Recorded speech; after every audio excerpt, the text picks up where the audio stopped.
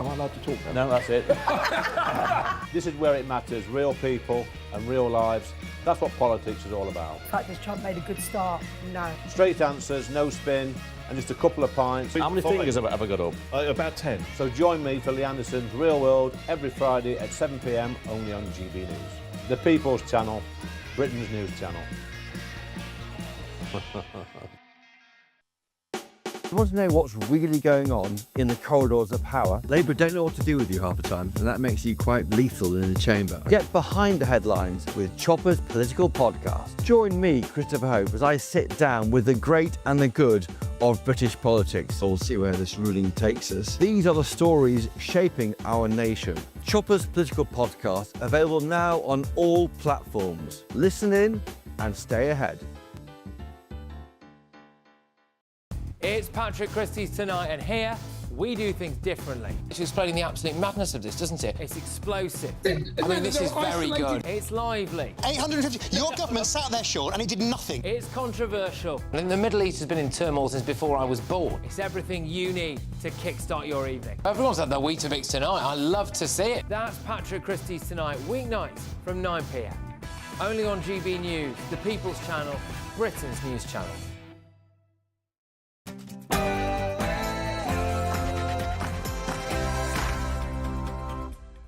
It's 9 p.m. I'm Patrick Christys tonight.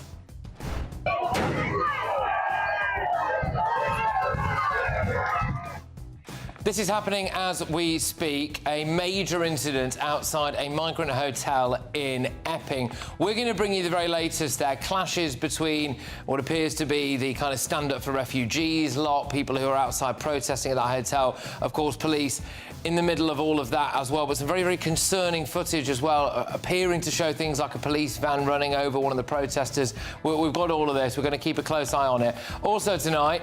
I think it's really important that 16 and 17-year-olds have the vote because they're old enough to go out to work, they're old enough to pay taxes, so to pay in. Labour is going to let kids vote so that this girl... I'm sorry to hear that your grandma passed away. I actually am. Obviously, I'm going to be upset about that, yeah. And then, you know, the only thing is, no one can force me to be a mayor and anything. We'll have exactly the same voting rights as you. And more breaking news tonight. Clearly, there must be a difference between racism, which is about colour, and other types of racism. Grief. Diane Abbott has been suspended again from the Labour Party for doubling down on her racism comments. And...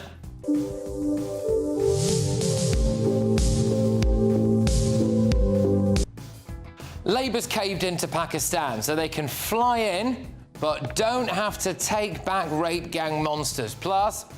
To thank Friedrich for his leadership on this, pledging decisive action to strengthen German law this year so that small boats being stored or transported in Germany can be seized, disrupting the route to the UK. Well, why haven't they been doing that all along, though? Seriously, Sir Keir Starmer's getting the Germans to stop the boats, apparently. Meanwhile...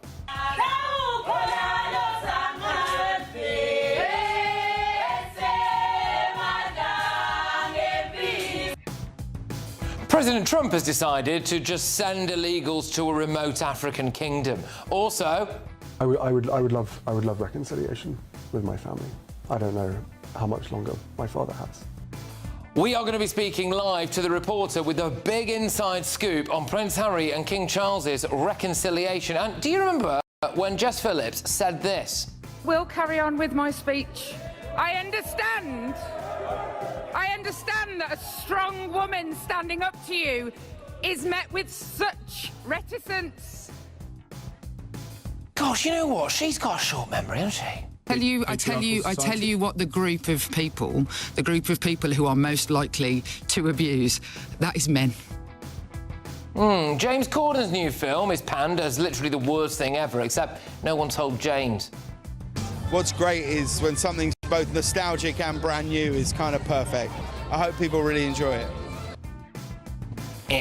On my panel tonight, we have got former Tory MP Anna Firth, we've got Tory peer Lord Bailey and ex-Labour Party advisor Matthew Larser. And what's all this about?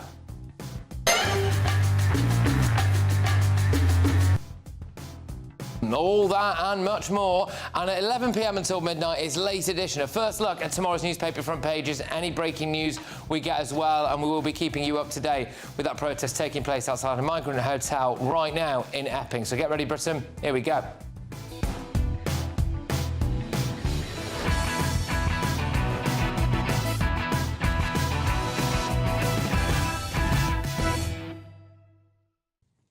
It's kicking off outside a migrant hotel in Essex next.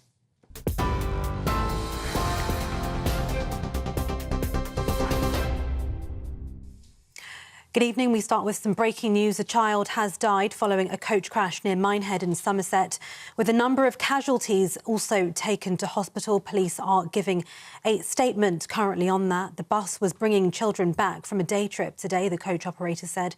It was involved in the collision between Wedden Cross and Timbercombe today. There were reportedly between 60 to 70 people on board at the time of the incident. Some casualties were taken to area hospitals, but police had said the large majority were taken to a rest centre in Wedden Cross. The Education Secretary also said she was saddened by the incident, and just to reiterate that latest breaking news, that a child has died following that coach crash near Minehead in Somerset.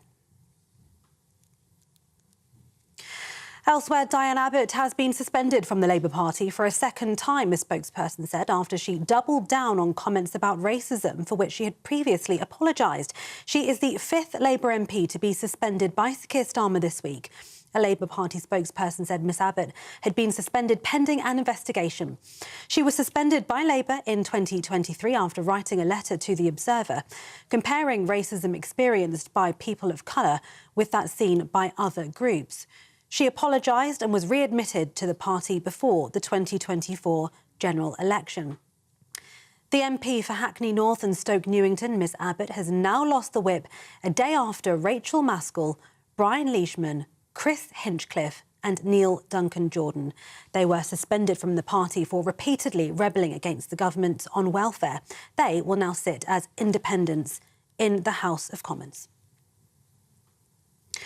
In other news, the White House has announced that the US president will travel to Britain later on in the year, with specific dates announced this evening. Donald Trump will visit Britain from the 17th to the 19th of September. He'll also visit Scotland this month from the 25th to the 29th. The White House Press Secretary Caroline Leavitt has said that Mr. Trump says he's looking forward to meeting King Charles. Well, the White House also gave a health update on the US president this evening, saying he's suffering from a chronic vein condition which has caused some swelling. In recent weeks, President Trump noted mild swelling in his lower legs. In keeping with routine medical care and out of an abundance of caution, this concern was thoroughly evaluated by the White House medical unit. The president underwent a comprehensive examination, including diagnostic vascular studies.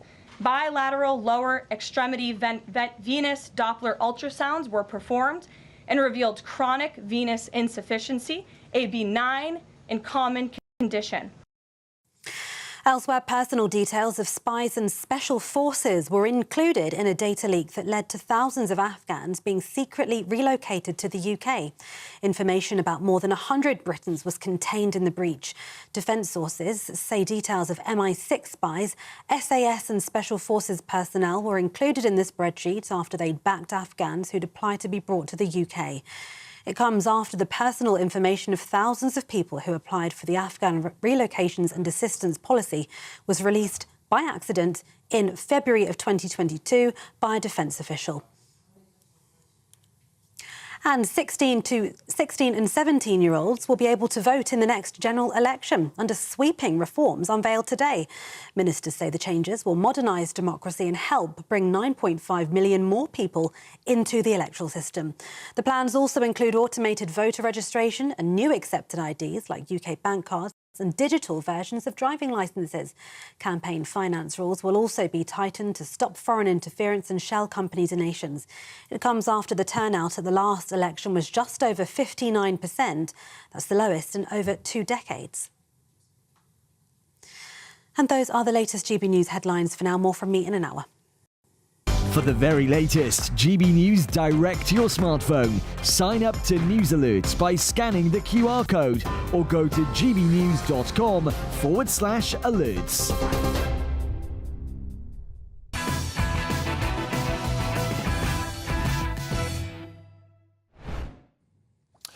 Good evening. I just want to keep you right up to date with some breaking and ongoing news from Essex right now. So violence has erupted in Epping this evening after hundreds of people gathered outside a migrant hotel in the town. So Essex police have said that some in the crowd are using things like fireworks and are throwing eggs. There appears to have been as well a presence of stand up to racism or whatever they call themselves, who controversially, according to some sources on the ground, were actually escorted to the scene by local police as well, which I think will pose serious questions, won't it? We can play you a very specific clip of what's been going on here now. Kids, protect our kids! Protect our kids! Protect our kids! Protect our kids! Protect our kids! Protect our kids! Protect our kids! Protect our kids! Protect our kids! Protect our... So what we're seeing there is people shouting, "Protect our kids," and this is the reason why. That there have been tensions in Epping after the arrest of an Ethiopian migrant who has been charged with 3 counts of sexual assault. The 38-year-old denies the offences but was remanded in custody before what is set to be a 2-day trial next month at Chelmsford Magistrates Court. Now, we will, of course, keep you up to date with any further breaking news. As we understand it, those protests are still taking place, and there has been a lot of disquiet in that community, a lot of concern in that community. People now gathering outside the hotel, and as I said to you before, you will be seeing it if you're watching us on television now or on YouTube or whatever. What you can see in the left-hand corner of your screen there is the groups with the people with the Stand Up to Racism banners that seem to be incredibly well organised and managed to mobilise every single issue that there ever is. So they were there, and it looks as though that has, you know, kind of helped to enrage some people who were on the ground as well. I've also seen some quite concerning footage which appears to show a police van that was, you know, rushing to the scene and all of that appears to clip or hit one of the protesters as well, which I certainly think has not helped the situation at all. You know, Essex police will be saying that they're doing everything they can to calm down that situation. They're trying to keep in between people. I've also seen some footage in the last few minutes as well, which would appear to suggest that some of that stand-up to racism lot have been kind of escorted away. As I said to you right at the start, there are questions as to why they were maybe allowed to be there in the first place. I understand the need to freedom of protest and freedom of speech and all of that stuff, don't get me wrong. But if you know that you've got a potentially volatile situation outside a migrant hotel with people already gathered there, mostly from the local community, is it a wise thing really to bring more people to that situation who, you know, are potentially going to help to inflame the tensions? But we're going to keep you right up to date here on that ongoing situation in Epping. But I'm going to carry on with the show as planned for now, and the government has caved into Pakistan and got absolutely nothing in return. So Sir Keir Starmer negotiates like he punches. Just try and whack it. Yes, this is good. And again. That's it. And again. Try and breathe. Relax. Pakistan International Airlines was suspended in 2020 because it turned out a third of their pilot licences were either fake or dodgy.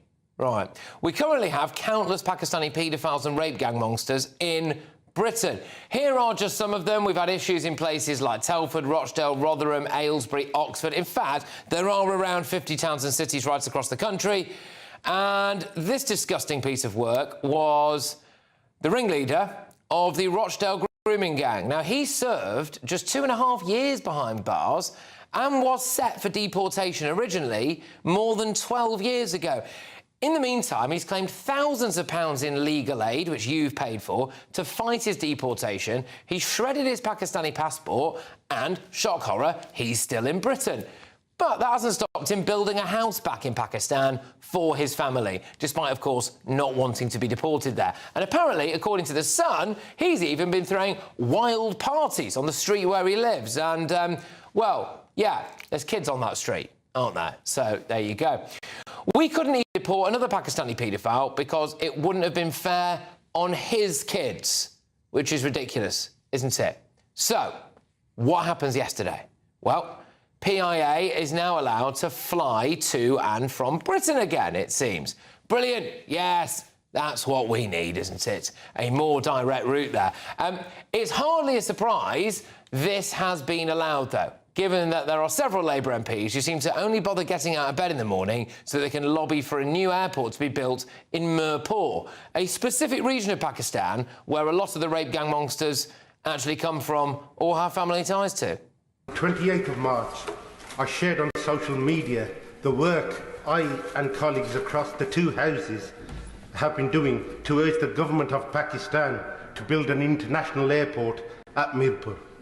This is an important issue for over 1 million British Kashmiris who overwhelmingly come from there and face delay and danger whilst travelling from Islamabad to Mirpur.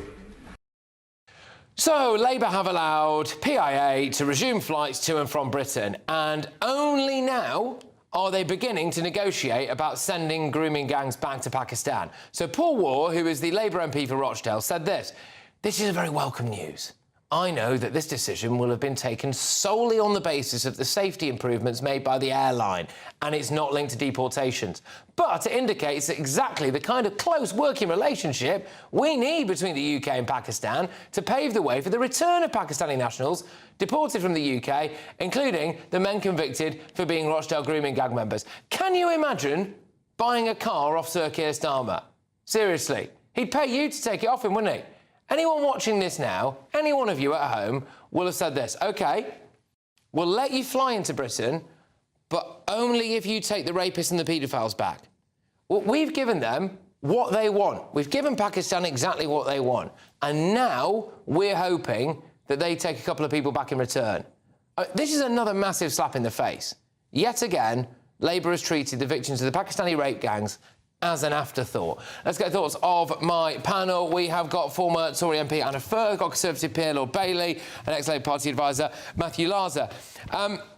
Yeah, Anna, I'll start with you on this. I mean, it just seems like a really backwards way of negotiating, doesn't it? Give the Pakistanis what they want and then maybe ask them to take a few people back in return. It's absolutely ridiculous. As I've said many times on this sofa, all of these Pakistani grooming gang criminals should be deported straight away. It's not a negotiating issue. These people have come to our country, they've abused our girls. I think one of those grooming gangs men had a child with a 13-year-old. They are criminals. They should be deported, and if necessary, we fly a plane with a parachute and out they go. Simple as that. Nothing to do with negotiating. Well, Sean, your views. Let's be clear, they're two separate incidences. It doesn't matter if they take these men back or not. As to why we let those planes come here or not. If the airline doesn't work, the planes don't come here. We shouldn't even be using the word negotiation. They're two separate matters. That's the first thing. The second thing is this: we give Pakistan huge amounts of aid, huge amounts of diplomatic resource and visas. All three of those things would stop until we sign some kind of document that says you take back not only the grooming gangs, but anybody else that we decide needs to go back to Pakistan. This isn't about grooming gangs. It isn't about race. It isn't about an airplane. It's about respect. This country will continue to be taken for a soft ride if everything we achieve is through a negotiation. This is not a negotiation. This is a demand. This is an instruction, and that's all it should have been. Yeah, Matthew, so a member of the Pakistani government is reported to have had a conversation with David Lammy and certain members of the Labour government talking about, well, you know, if we have the airlines that are allowed back, that could pave the way for a conversation about the return of paedophiles and rape gangs as well. So, sorry, why didn't Labour just say, hang on a minute, OK, so your airline's been cleared to fly here now, so apparently no longer is it the case that a third of your pilots are fake, right? So you can fly in and out of England now, but we'll only let you do that if you take people like this back. Well, I don't think the two should be linked. I think we should be putting pressure on Pakistan to take back people. Let's remember that a lot of the people in the grooming gang scandal are of Pakistani heritage, but are actually British citizens born here, etc. There are some who were either are or were dual nationals. I think in the case of some of the chaps you mentioned, they conveniently disposed of their second passport before they could be deported, and that's where the issue comes from, because we'd effectively make them stateless if we took passports away. But I agree with you, Sean. I think we should be using every lever we've got, and it seems to me the biggest lever we've got isn't the Pakistan International Airlines. If it has changed, if it is safe to fly here, then it should be treated like everybody else. I don't think at the moment they've actually been given the right. They've been told that they can start it's not quite at the stage of their planes landing. I think it's at the stage of we think you've made improvements, now you need to secure detailed slots. But what we need to do is use every lever, including, as Sean says, aid and visas, to get those people who shouldn't be in this country out of this country. It just feels like a slap in the face for a lot of the victims and survivors, though. There's a big legal issue here. Our judges should not be allowing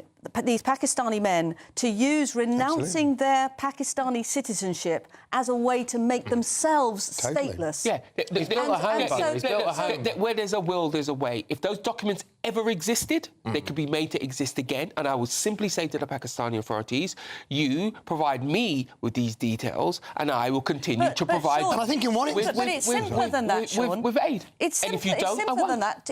To renounce your citizenship in this country, the Home Office actually has to register it. Well, of course they shouldn't be registering it if it's a criminal. You know, this goes back to the fundamental principle. When you go to court and you're asking for relief, which is what this criminal was doing, you have to go with clean hands. These hands could not be dirtier. Look, I mean, I think it's a major win. So I'll put this to you: it is a big win for the Pakistani government, and to have this airline, landing back in potentially, it's not a fixture. Potentially, but almost definitely. Landing back in Britain. They are treating it as a victory. They're very happy about it. Why are we letting them claim any kind of victory whilst they're still refusing to take some of these people back? Well, I think we should certainly hold... we're moving in the right direction. Certainly before a single Pakistan Airlines plane lands, I think we should be playing hardball with the Pakistan government. I think what's particularly scandalous in this is that my understanding is that one or two of these people have been back to Pakistan on holiday with their British passport and keep coming backwards and forwards. Yeah. So clearly it's not a sustainable situation. We agree. Keir Starmer such a useless negotiator, Matthew? Well, I don't think that this isn't really a kind of government-level negotiation. He's giving away things all the time. You're missing the point. You're missing the point. It's not about good or bad negotiations. It's about when to negotiate and when to issue an instruction. And what to use. This is instruction territory. I want a negotiation. All right. Sorry, guys. We're going to have to, because we took a bit of live stuff from that protest outside of Migrant Hotel in Epping at the start. So we're going to have to press on now. We will keep you up to date on that, of course, as and when we get it.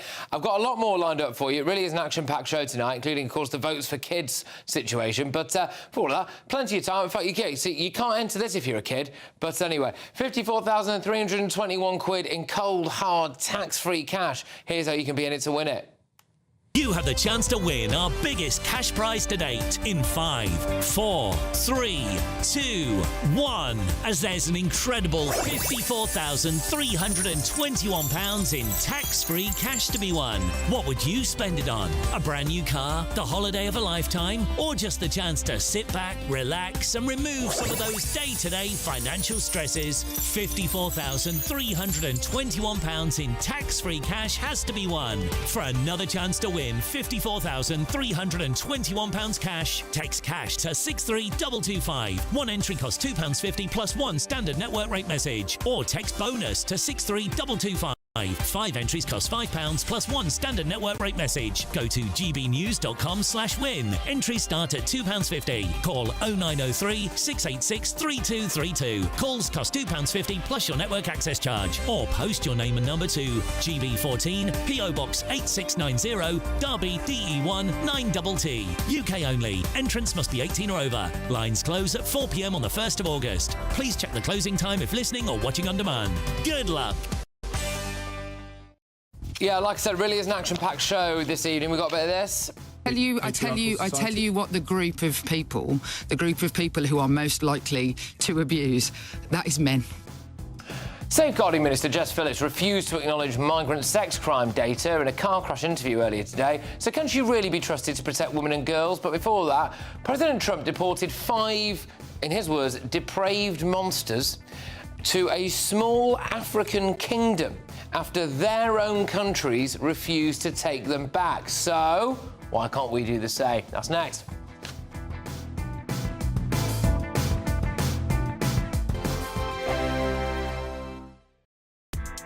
Join me, Nana Akwe, for an informative, interactive news programme with a difference. It's fun. No, he didn't say that, Dave. I'm so surprised. I think there's an element of truth to that. Join me from 3 p.m. every weekend, only on GB News, Britain's news channel. Good Afternoon Britain isn't just about us. The wonderful thing about this programme is it's about everyone watching. It's an interactive programme. Well, there absolutely is something to see here, and we're going to be talking about it more. Whether it's breaking royal news, please bring us up to date, or indeed a particularly punchy speech in the House of Commons. Very, very curious. We bring it to you live, and then we bring you live reaction as well. That's Good Afternoon Britain, weekdays from midday. Only on GB News, the People's Channel, Britain's news channel. Westminster's full of talk, but out here, it's the real world. Am I allowed to talk then? No, that's it. This is where it matters, real people and real lives. That's what politics is all about. In fact, has Trump made a good start? No. Straight answers, no spin, and just a couple of pints. How many fingers have I got up? About 10. So join me for Lee Anderson's Real World every Friday at 7 p.m, only on GB News. The People's Channel, Britain's news channel. At GB News, we love to hear from you, our loyal community.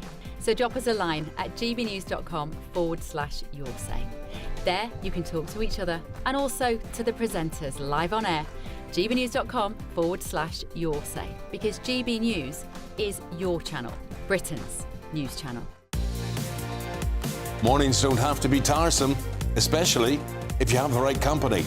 Wake up to news as it happens, opinion and debate, and of course, a little bit of entertainment too. Because when the kettle's on, we're on. That's Breakfast on GB News, a show worth waking up for. Every morning from 6 a.m. Only on the People's Channel, Britain's news channel. We'll spread the news, you spread the word.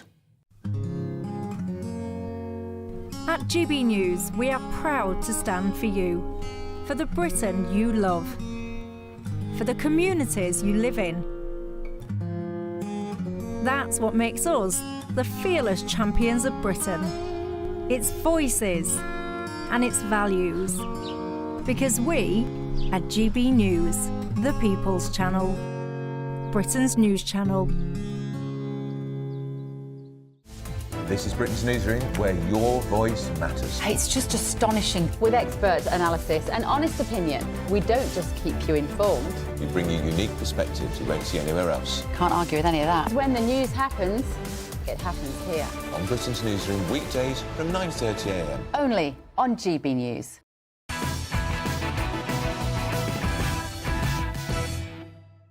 Welcome back to Patrick Christys tonight. Look, I just want to keep you up to date with the situation that's unfolding. A large protest taking place outside a migrant hotel in Epping in Essex.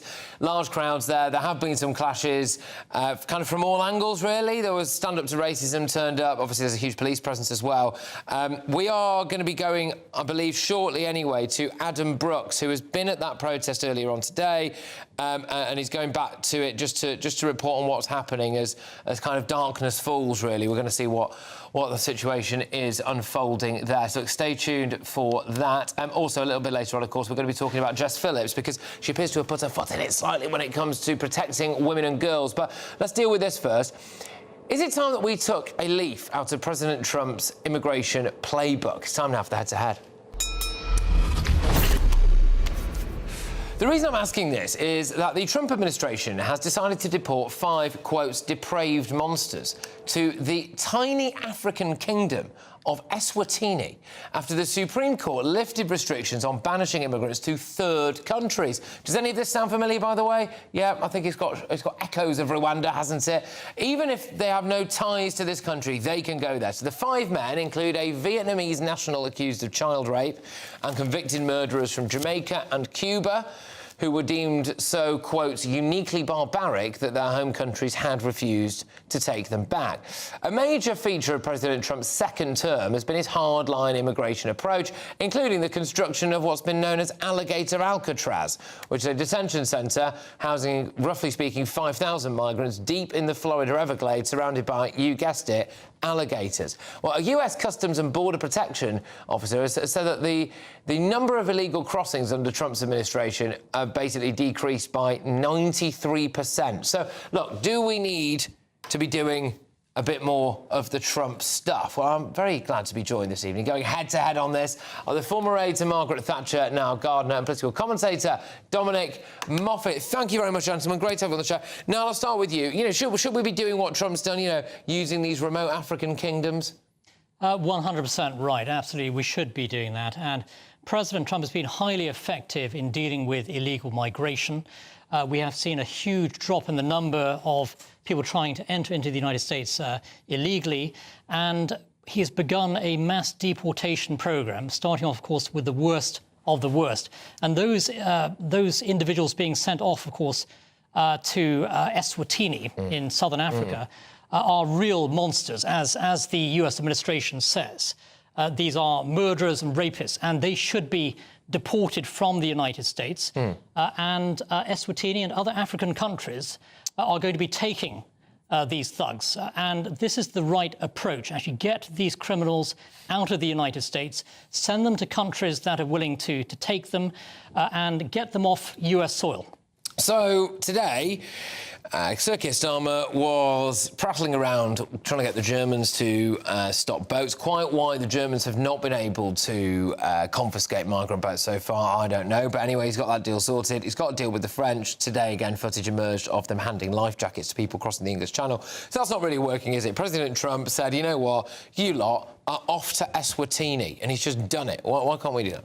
Well, Patrick, I think you've made that point perfectly well already, which is that what does this remind us of? It reminds us of Rishi Sunak's completely failed Rwanda scheme. £700 million, that's $1 billion for any American watchers, for 4 people to voluntarily return to Rwanda. That's a complete failure. That's why it's not happening. What's interesting is that President Trump, a man who, frankly, if he was up in front of one of these ICE detention teams, would probably be deported with, I think, 88 separate crimes across 4 separate legal cases he's been charged with, would probably be found guilty by one of these jumped-up kangaroo courts. Never mind the fact that he is denied. Just on that, you say jumped-up kangaroo courts. I mean, one guy, I think, has been found guilty of child rape, and another guy, or some of the others are monsters. I mean, I don't think... Alongside this, he has also removed the ability of people claiming asylum in America to get bond. These are not kangaroo courts at all. And these are convicted criminals, the most evil people.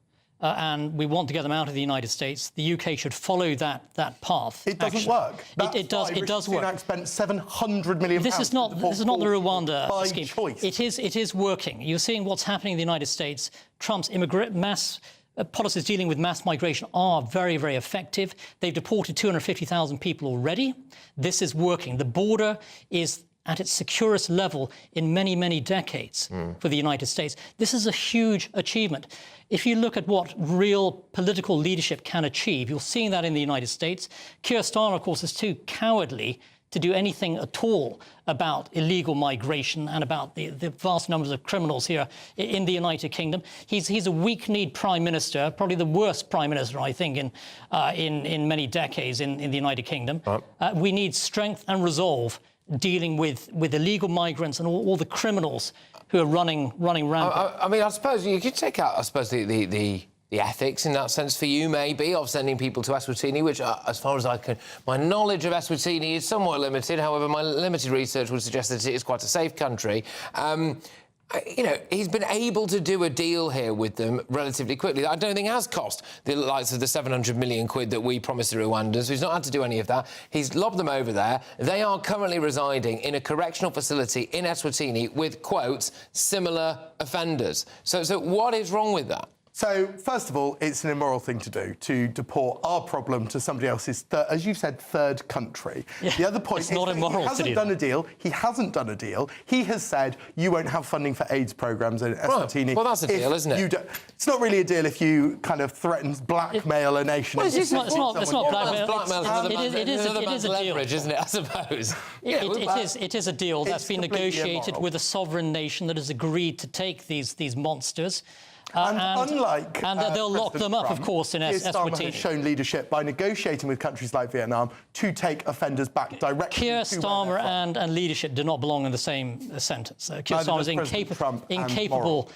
of any kind of leadership. I think Starmer is incredibly weak. He has I think you've seen him today taking strong action on MPs that he doesn't think should be in the Labour Party. Well, the Labour Party is imploding and sinking faster than the Titanic, actually, and that's the reality. I do wonder whether or not, Charles, I'll leave you both with this, right? So presumably Eswatini is up for it, right? That's found a country. The people of Eswatini are not up for it. Well, they are very unhappy. Well, should Starmer be on the phone to Eswatini now? Go, hang on a minute, I've seen what you've done with Trump. Yeah. Can we send a few your way? It's a democracy. People have supported the decision taken by the government in Eswatini, formerly Swaziland. No, they haven't.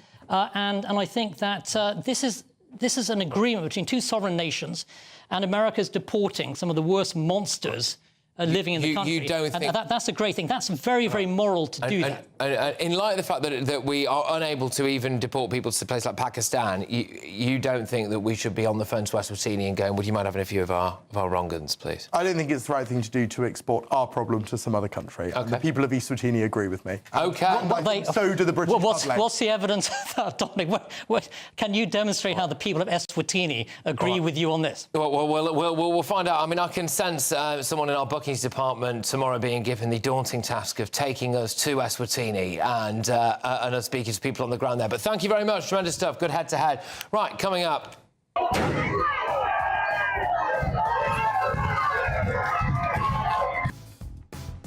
Well, regular on this show, Adam Brooks, businessman and activist, is on his way back to that anti-migrant hotel protest in Epping. So we're going to get you the latest from the scene. Also coming up.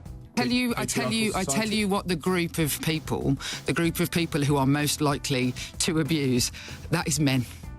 Technically true, but somewhat missing the point there. Jess Phillips refusing to acknowledge who some of these sex criminals really are. Is she really out of her depth when it comes to protecting women and girls? Stay tuned.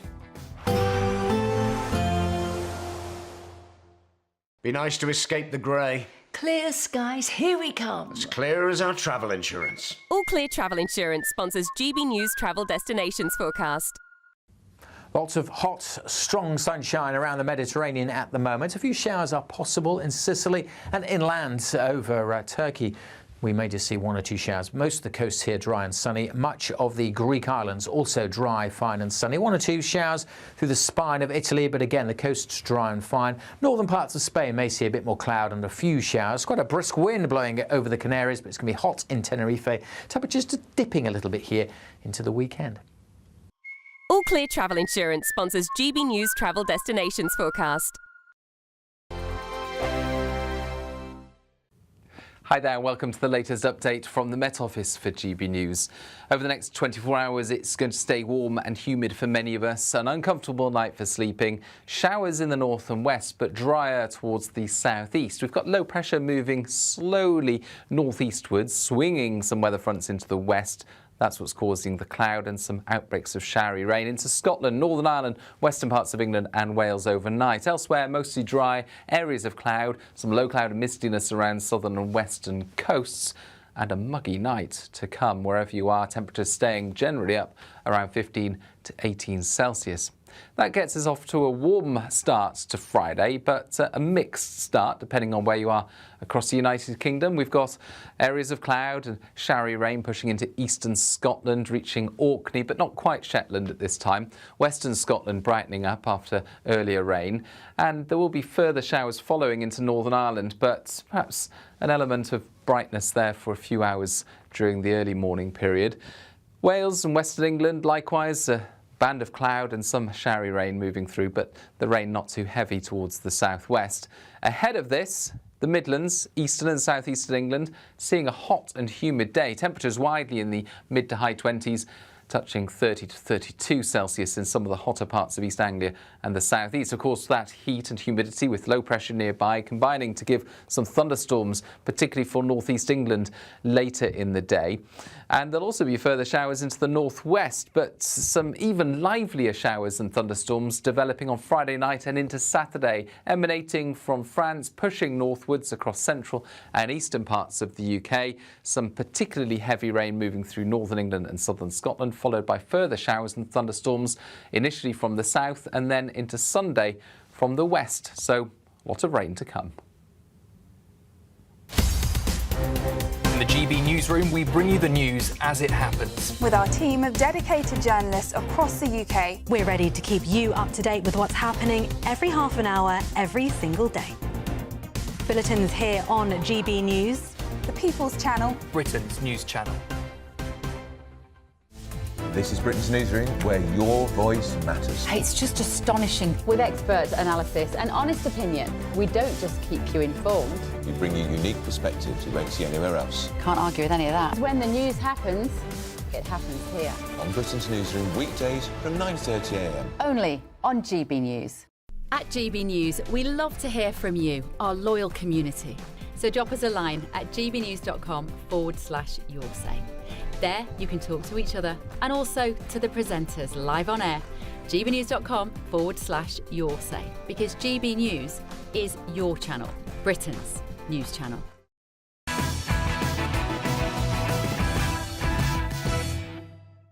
Welcome back to Patrick Christys tonight.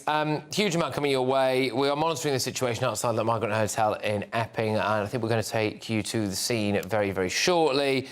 Look, there are people protesting outside it, and it is in relation to, of course, an ongoing situation in that area, tensions between locals and people at that hotel.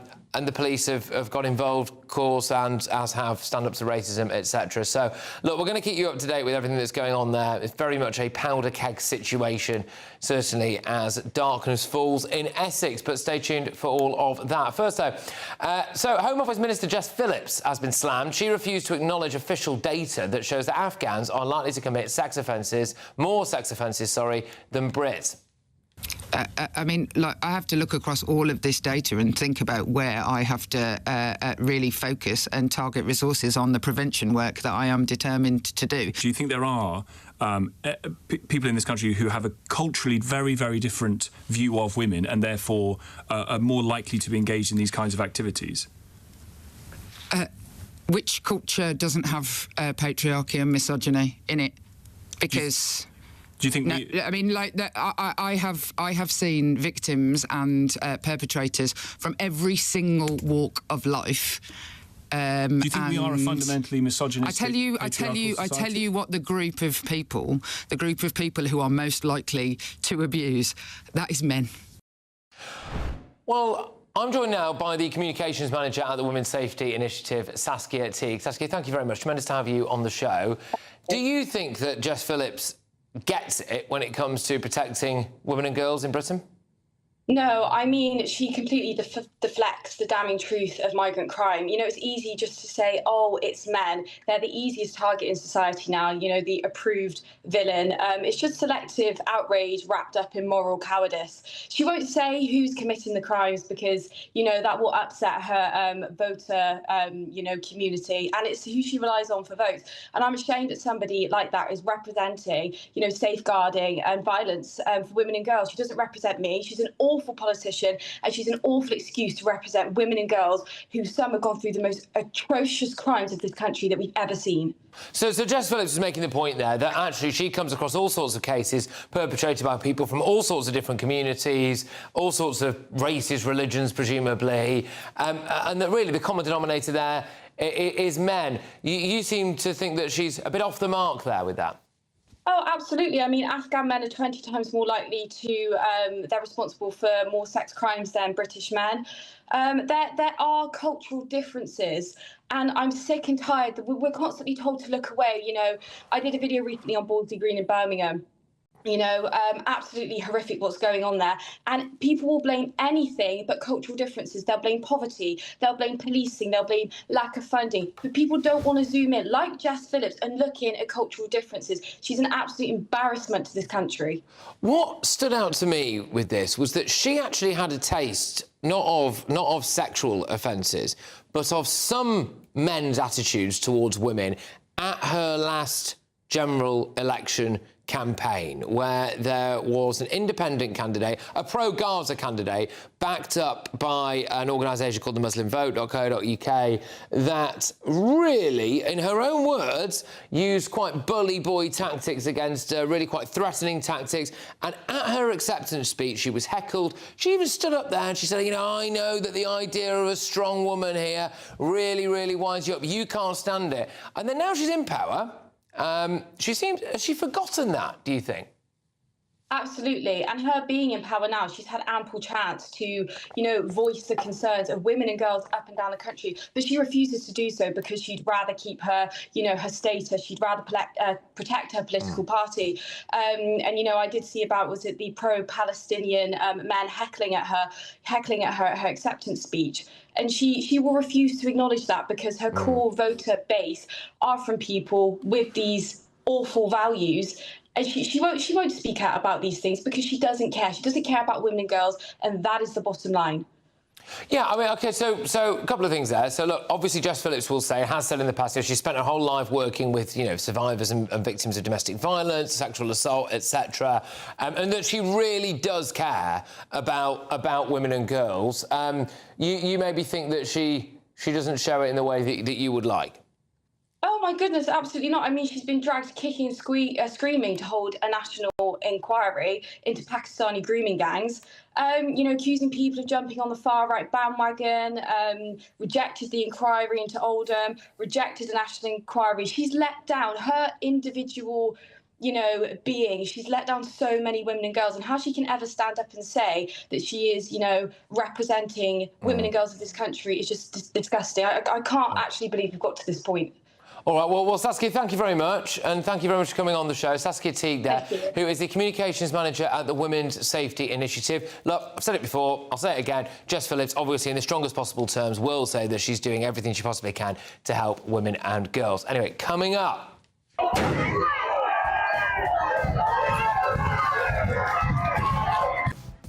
Yeah, we'll be live at the scene of that anti-illegal immigration protest there in Epping. Adam Brooks is going to be there for us shortly. Before that, though, I would love reconciliation with my family.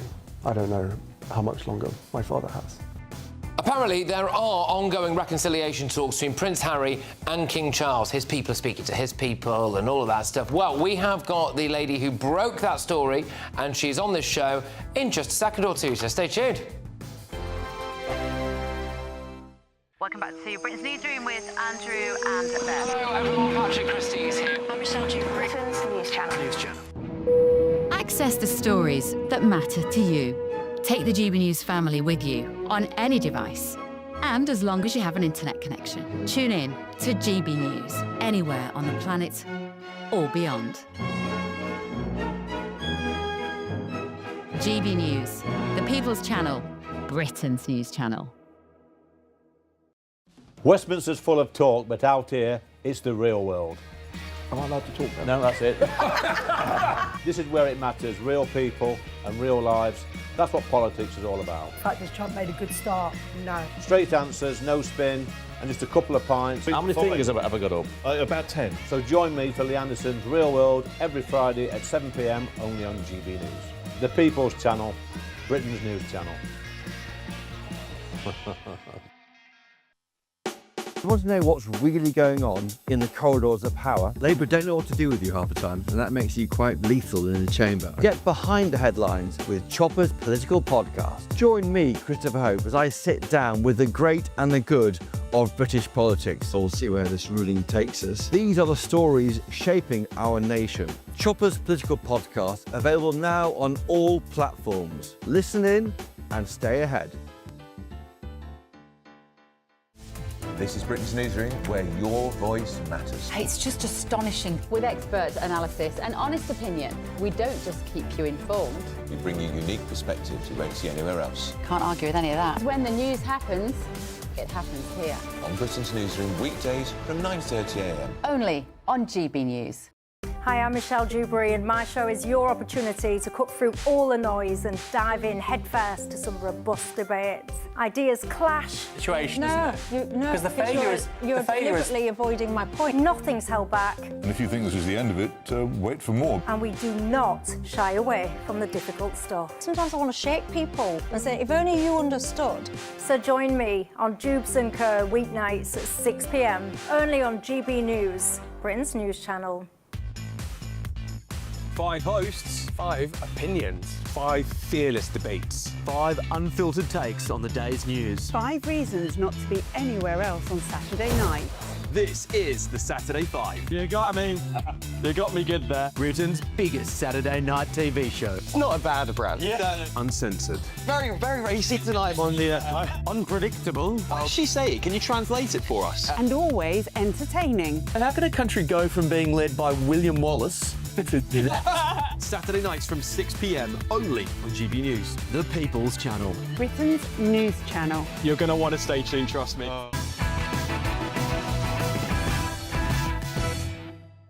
Welcome back. So, yep, shortly we're going to that protest in Epping. Adam Brooks is on the scene for us, and we'll keep you up to date there. It looks as though that is escalating as the night continues. But first, though, so Prince Harry took an emotional pilgrimage to Angola yesterday, walking across a minefield for the Halo Trust charity, the same route that his late mother, Princess Diana, took 28 years ago. Now, sources have told the Daily Mail that the Duke of Sussex is desperate to shake off the image of the bitter prince, even if it means attending events such as these without his wife Meghan. And it all comes after this secret peace summit meeting between Prince Harry and the King's aides. Well, I wanted to know a bit more about this, so it's time to go to the best in the biz. It's the editor-at-large of the Mail on Sunday, Charlotte Griffiths. Charlotte, you have the inside track on this. What's going on with this peace summit? Well, the peace summit fallout has been, well, it's been quite the week, really. People have been talking about it non-stop, trying to find out who my sources are. I'm not telling anyone. But, you know, people thought that after that photo broke, that that would be it. That'd be it. The King would cut him off. But actually, that's not the case. You know, the lines of communication are still open, believe it or not, despite the fury over those pictures. And I really think this week is a turning point for him. Yes, he did stage this mine walk. And yes, the timing was very precise. You know, 5 days after the peace summit pictures came out. But, you know, this is the start. And I did hear with this walk that he asked Meghan not to come. And I think he's finally realised that if he wants to do a rapprochement with his family, he kind of needs to do it without Meghan. And, you know, that's a pretty brave decision for him, because it seems like Meghan is pretty strong-willed when she wants to be. Could you give our viewers and listeners a little bit more detail on this peace summit then? Yeah. And like you said as well, there were some pictures that emerged of it, weren't there? So just talk us through all of that. Yeah, so on Sunday I broke the story that the King's aides and Prince Harry's aides were having a secret summit in central London, just next to Clarence House. And it's the first time the two parties have spoken in years. It's a really big breakthrough moment for them. And it shows that, you know, the King is open to a rapprochement. We know that Harry is, because he went on the BBC recently and spoke about it. And I just think it's the beginning, the very first tentative baby steps towards rapprochement between the father and son. What kind of things could have been discussed there, do you think? Well, mostly what they discussed is if Harry could stop doing publicity stunts during important royal occasions. Now, of course, what's happened today is it's Camilla's birthday and she was knocked off the front pages by the Halo Trust walk. So, but that was probably planned. In fact, I know it was planned months and months in advance. But going forward, what the King and his aides want is for Harry and Meghan not to do stuff when the King is doing stuff, basically. You know, this idea that the rival camps knock each other off the front pages really irritates them. It even irritates them if, you know, other royal households do it. You know, there used to be a strategy in place. So that meeting was to get the strategy in place. But while they had the meeting, they ended up talking about other things. And there was no formal agenda, but they both had things they wanted to say, that's what I was told. Right. And, you know, I personally think Harry's building up to 2027, which is when he's going to be in Birmingham hosting the Invictus Games. It will be highly embarrassing for him if not a single member of the royal family comes. And he knows that it takes about 2 years to forge peace. So that's interesting. So Is this coming more from Prince Harry's own personal selfishness or King Charles's desire to reconcile, do you think? I honestly do think the King wants to reconcile with his son because, of course, there's been water under the bridge. But this is a man who has cancer, and this is his son. I mean, what man wouldn't want to reconcile with his son? It's been unbelievably difficult because of Harry's behaviour. But I do think he's a very philosophical man, the King, and I think he's possibly open to it. And finally, and this hasn't been the case before, Harry's open to it as well, even if that means perhaps leaving Meghan behind. Well, what about William? Well, William was not invited to the Peace Summit, and I don't think he will be in a mood to reconcile with his brother. But I also think he'll want the best for his dad. If his dad wants to just not be at war with his son and to change the narrative, because it does cloud a lot of the good work he's doing in the years that he has left, I think William will probably begrudgingly allow that to happen. He doesn't want to get in the way of his Dad and Harry.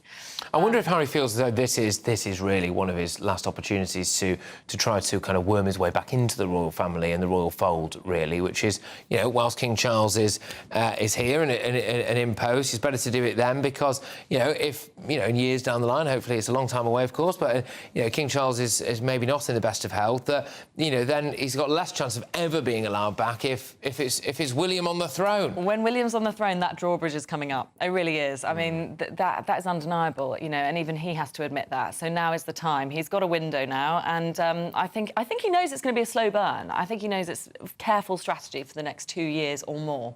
Interesting. Well, Charlotte, thank you very much. Well done. I look forward to your next scoop as well. Not revealing who your sources are, of course. So there you go, as indeed you should not. So there we are. That's the editor-at-large at the Mail on Sunday, Charlotte Griffiths. Lots more coming your way. We are going to be going straight to this.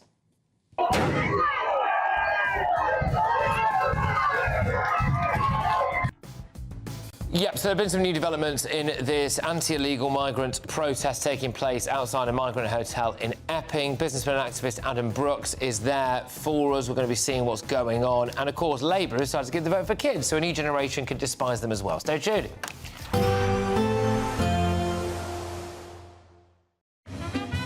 A positive outlook through the night will power through to a bright day ahead.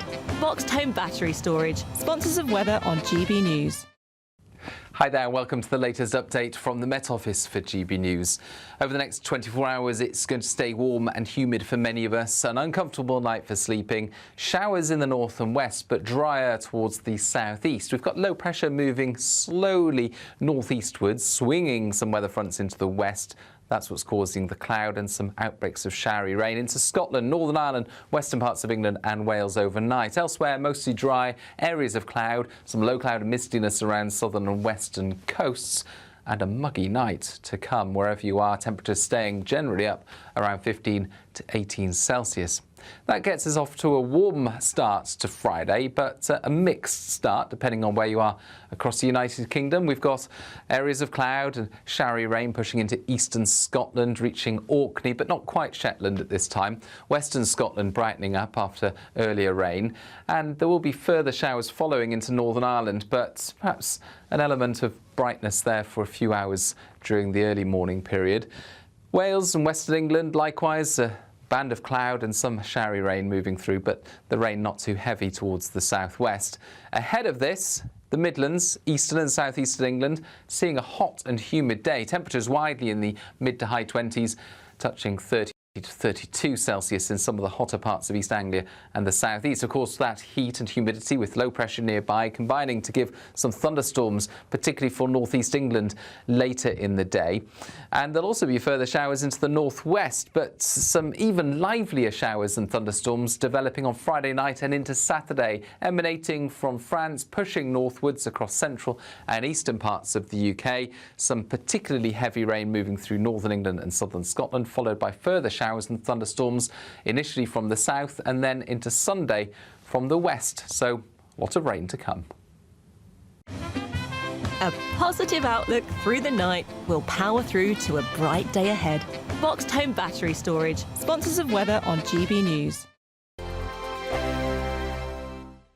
Imagine having an extra £1,000 to spend each week for an entire year. £54,321 in tax-free cash could be yours. Cash to spend however you like. £54,321 in cash could be landing in your bank account this year. For another chance to win £54,321 cash, text cash to 63225. One entry costs £2.50 plus one standard network rate message. Or text bonus to 63225. 5 entries cost £5 plus one standard network rate message. Go to gbnews.com/win. Entries start at £2.50. Call 0903 686 3232. Calls cost £2.50 plus your network access charge. Or post your name and number to GB14 PO Box 8690 Derby DE1 9TT.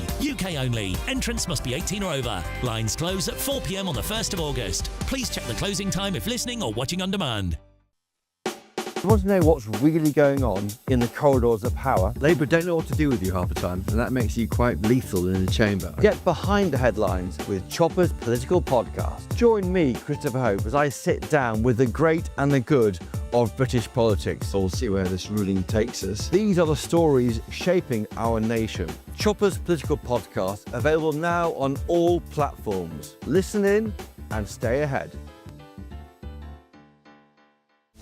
This is Britain's Newsroom, where your voice matters. It's just astonishing. With expert analysis and honest opinion, we don't just keep you informed. We bring you unique perspectives you won't see anywhere else. Can't argue with any of that. When the news happens, it happens here. On Britain's Newsroom, weekdays from 9:30 a.m. Only on GB News. Hi, I'm Michelle Dewberry, and my show is your opportunity to cut through all the noise and dive in headfirst to some robust debates. Ideas clash. Situation, isn't it? No, because the failure is you're deliberately avoiding my point. Nothing's held back. And if you think this is the end of it, wait for more. And we do not shy away from the difficult stuff. Sometimes I want to shake people and say, if only you understood. So join me on Jubes and Co weeknights at 6 p.m. only on GB News, Britain's news channel. Join me, Nana Akwe, for an informative, interactive news programme with a difference. It's fun. No, he didn't say that, Dave. I'm so surprised. I think there's an element of truth to that. Join me from 3 p.m. every weekend, only on GB News, Britain's news channel. At GB News, we love to hear from you, our loyal community. So drop us a line at gbnews.com/yoursay. There, you can talk to each other and also to the presenters live on air. gbnews.com/yoursay, because GB News is your channel, Britain's news channel.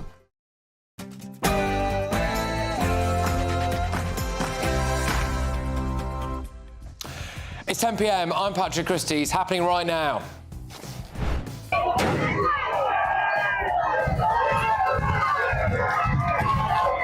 I'm going to take you live to the scene of an anti-illegal immigration protest in Epping. What we showed you there was a situation inflamed a little earlier on. I believe it has got significantly worse. Adam Brooks is on the scene for us.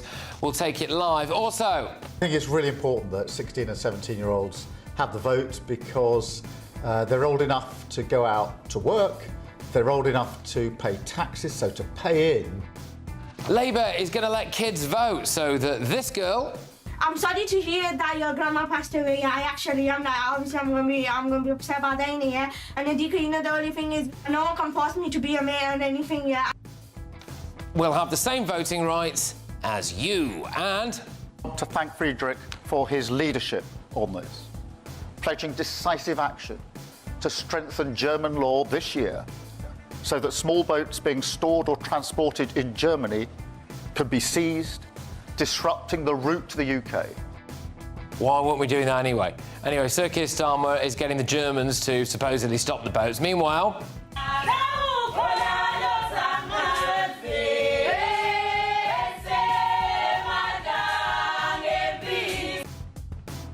President Trump has cut out the middleman and he's sending illegal migrants to a remote African kingdom.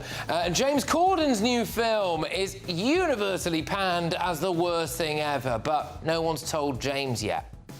What's great is when something's both nostalgic and brand new is kind of perfect. I hope people really enjoy it. Yeah, they didn't. Anyway, on my panel tonight is former Conservative MP Anna Firth. We've got Tory peer Lord Bailey and ex-Labour Party advisor Matthew Larser. And what's going on here?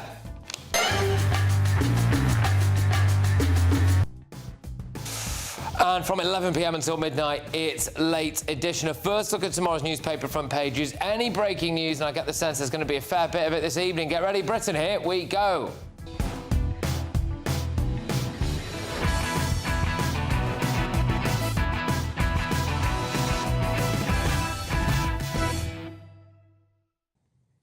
I'm about to take you to the epicentre of a protest against illegal immigration in Essex. Stay tuned.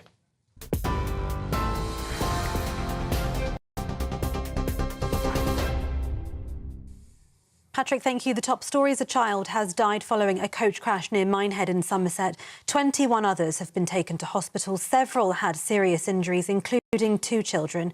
The bus was bringing children back from a day trip. The coach operator said it was involved in the collision between Wedden Cross and Timbercombe today. There were reportedly between 60 to 70 people on board at the time. The Education Secretary, meanwhile, said she is saddened by the incident. Chief Superintendent Mark Edgington says an investigation into the cause of this incident will be carried out, adding this has been an incredibly challenging scene for all emergency services. Today's events are truly tragic. Diane Abbott has been suspended from the Labour Party for a second time, a spokesperson said, after she doubled down on comments about racism for which she had previously apologised. She's the 5th Labour MP to be suspended by Sir Keir Starmer this week. A Labour Party spokesperson said Ms Abbott has been suspended pending an investigation. She was suspended by Labour in 2023 after writing a letter to The Observer comparing racism experienced by people of colour with that seen by other groups. She apologised and was readmitted to the party before the 2024 general election. The MP for Hackney North and Stoke Newington, Miss Abbott, has now lost the whip a day after Rachel Maskell, Brian Leishman, Chris Hinchcliffe and Neil Duncan-Jordan. They were suspended from the party for repeatedly rebelling against the government on welfare. They now sit as independents in the Commons. President Donald Trump will visit Scotland next week, the White House has confirmed. The White House press secretary said he'll visit from the 25th to the 29th.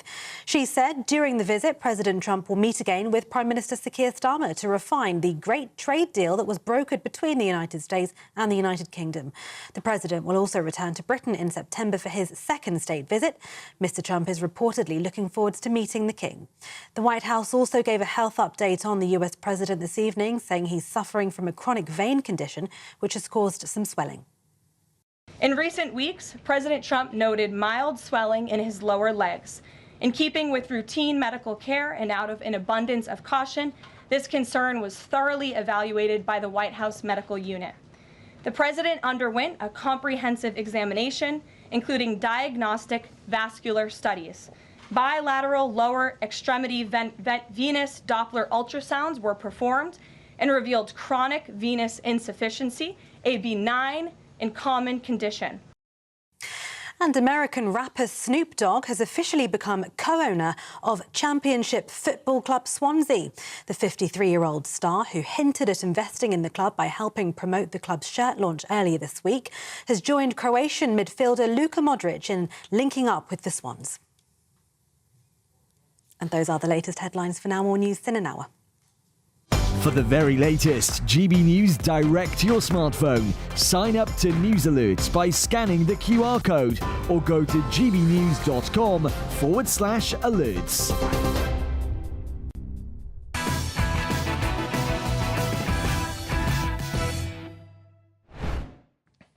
Good evening. I want to keep you right up to date with some breaking news ongoing this evening from Essex. Violence has erupted in Epping this evening after hundreds of people gathered outside a migrant hotel in the town. Now, police have arrested one person on suspicion of a fray. Fireworks and eggs have apparently been used as missiles. It, of course, does come after, you know, a troublesome situation, to say the least, at that migrant hotel. I'm joined now by businessman and activist Adam Brooks, who has been at that protest previously. Adam, I'm going to throw it over to you. Can you just explain what's going on now and what was maybe going on a little bit earlier in the evening as well, please? Look, Patrick, I got here, I think it was about 4:30, 5 o'clock, and it was grandparents, parents, There were kids in school uniform. It was great natured. I put some of the videos up. But what then happened is very surreally, they allowed 50 or so-called Antifa, or these anti-racism protesters, to march down the road from Epping station. Now, they were flanked by a lot of police, and I think they thought they could control that. But what then happened was people from here, men, youth of the area, have gone to then sort of counter-protest these so-called anti-racists. And the police had to kettle them into a side road, and they was there for hours. And then every youth of Epping has come out. You know, it's become almost like a day out now for 15 to 18-year-olds. And we've seen trouble. If you look behind me, there is literally dozens of riot police. It stretches to my left, to the right. There are hundreds of people also still here. And I don't think this is going to end anytime soon. It really isn't, Patrick. No, and what do you make of the way that this has been policed? Because this is always one of the major issues here. You've got a powder keg situation, a very, very difficult environment for locals who feel as though that they've maybe potentially been pushed to the brink at times with certain things. You know, volatile situation. So what do you make of the way that was policed? Let's just remind the viewers that this is years of harassment and young girls sort of being approached by men from this hotel. This isn't just a recent thing. So the anger is really high here. And there are people from miles away that have come to voice their anger as well, Patrick. I don't know how this is going to end at the moment. I really don't. But when it comes to the police, I commended them a lot on Sunday. They're very organised. I mean, they were very organised here earlier. I was speaking to a few of them. I think they underestimated that, you know, these anti-racist or anti-fascist, whatever they call themselves, they were masked up. They were clearly looking for some sort of confrontation. And unfortunately, you know, the youth of Epping have come out and given it. And, you know, I don't know how this is going to end, because there are people to my left and to my right. I think this could go on to the early hours of the morning, Patrick. Well, that's it. And obviously it's starting to get a little bit dark where you are now, so it might be slightly difficult for us to see exactly what is going on. Well, what people will be seeing, or were seeing just a second ago anyway on their screens there, was, you know, police vans charging in, and there was reports there that maybe someone had been run over or clipped by that police van, which I don't think was, you know, particularly ideal, was it, given the level of anger in that situation. But where you are now, then, there's still a large crowd of people around you, is there? And they seem like they're in it for the long haul. Hundreds of people, and it's a very, very young crowd now. But amongst all the chaos, Patrick, the most surreal thing is happening real near me. You've got GB News panellist and Reform councillor Jamie McGyver picking up rubbish, cleaning up the streets. I think he's here now. Yep. 1 second. Good evening, Patrick. How you doing? Yeah, well, I'm all right, Jamie. I mean, it seems like a very volatile situation. One thing I will not have is people, the mainstream, say that the people of Epping are thugs, or that the people of Epping have caused trouble here. People of Epping came here peacefully to voice their frustration and concern about the safety of young women and girls. And the left-wing mob turns up for trouble, and sadly, and on this occasion, the police egged it on, in my opinion. And I'm very disappointed. I mean, there's people clapping Jamie what he said there. Obviously, I left and came back, but this has been going on for hours now, Patrick. And again, there's people everywhere I look. There's police everywhere I look. I never thought in all my years that this quiet, leafy suburb would see scenes like this. And I think it does indicate the anger and the absurdity of putting unvetted, unknown foreign men in hotels next to a school, amongst our women, amongst the children of a town.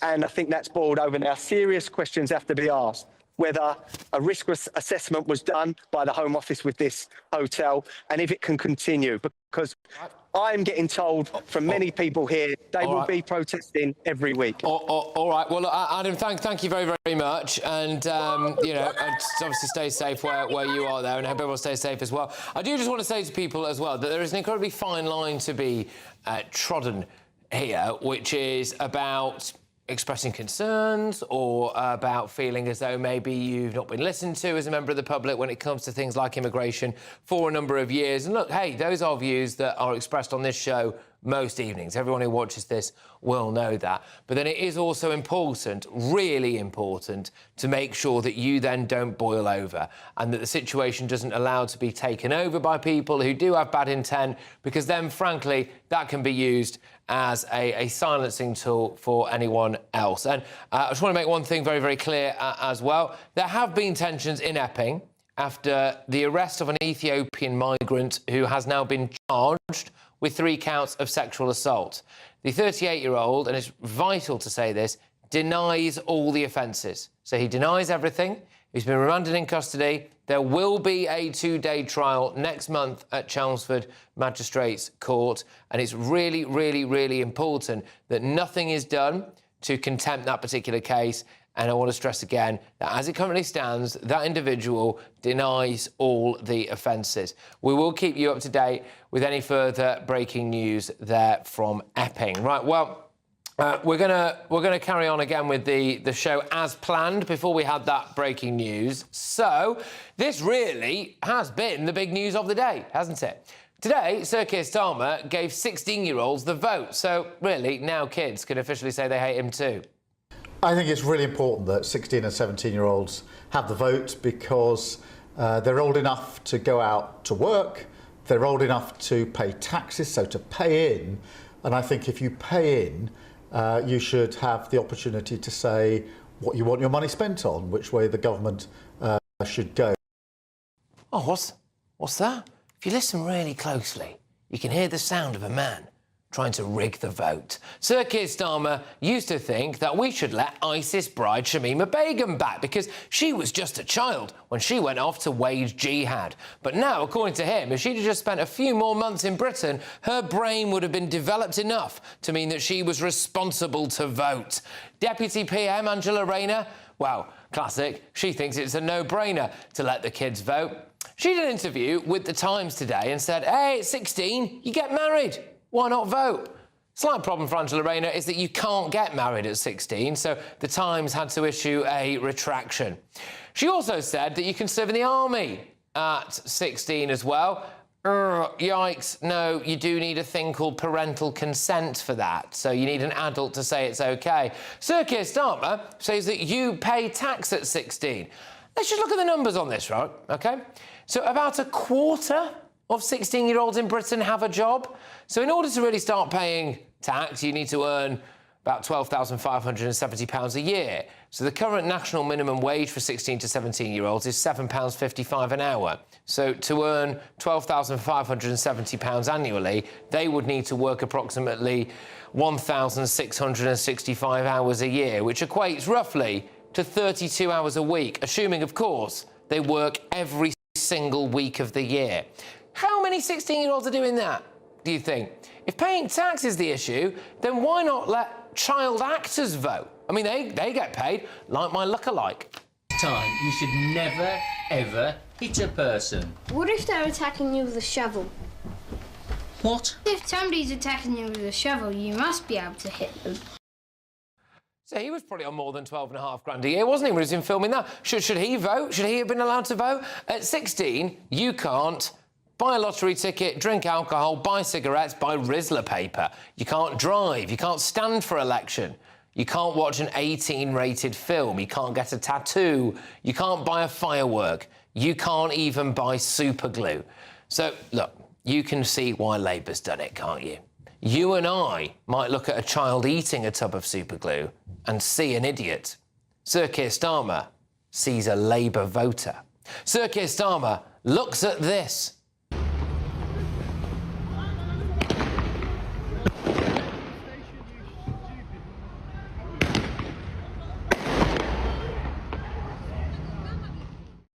We might see yobbos with fireworks. Sir Keir Starmer sees future Labour voters. Sir Keir Starmer sees school children like this. I'm sorry to hear that your grandma passed away. I actually am. Obviously, I'm gonna be upset about that, yeah. And Adika, you know, the only thing is, no one can force me to be a mayor and anything, yeah. And he sees his future Deputy Prime Minister.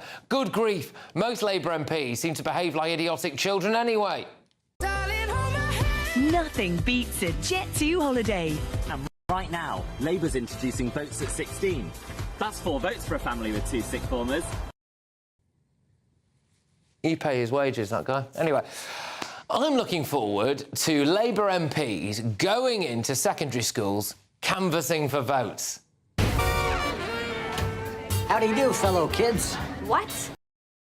Look, here's what Labour's thinking. At 16, most children will have come through a rabidly left-wing education system taught by massive lefty teachers who will be busy indoctrinating them in the classroom. I mean, after all, this is the head of the National Education Union.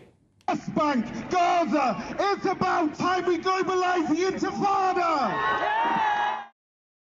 Apparently, half of 16-year-olds don't even want the vote, and I think it'll backfire. So right now, 33% of 16 to 17-year-olds say that they will vote Labour, 20% say they'll vote Reform, 18% say they will vote Green. But of course, what that poll doesn't include there is Jeremy Corbyn's new party, which I think is going to pose a serious problem for Sir Keir Starmer, isn't it? I am telling you now, I think the kids will vote for a bunch of fruity Corbyn MPs or Reform. I mean, there's no way they're voting for this muppet. I call again for an immediate ceasefire in Gaza, the return of the sausages, the hostages. The sausages. Well, let's get the thoughts of my panel, shall we? We have got former Tory MP Anna Firth, we've got Conservative peer Lord Bailey, ex-Labour Party advisor Matthew Larser. Anna, this votes for kids thing, where are you on it?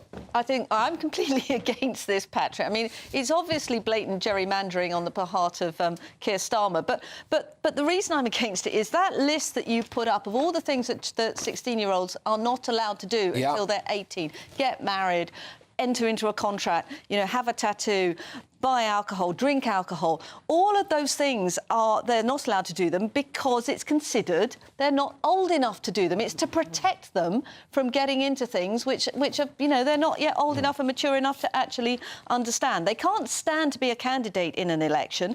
That ITV has done a poll showing that 50% of 16-year-olds don't actually want to have the vote.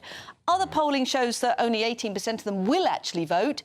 I don't see the point of this. And again, hey, look, I know that I have a lot of viewers on this show who are around the 16 and 17-year-old mark as well. So I don't want you to think that I'm personally saying that I think you're too thick to vote. What I am saying is there's certain laws, there's certain things you're deemed not allowed to do, right? But voting would now be one of them. And I do think it's laughable that Sir Keir Starmer clearly thinks the vast majority of you are going to vote for Labour.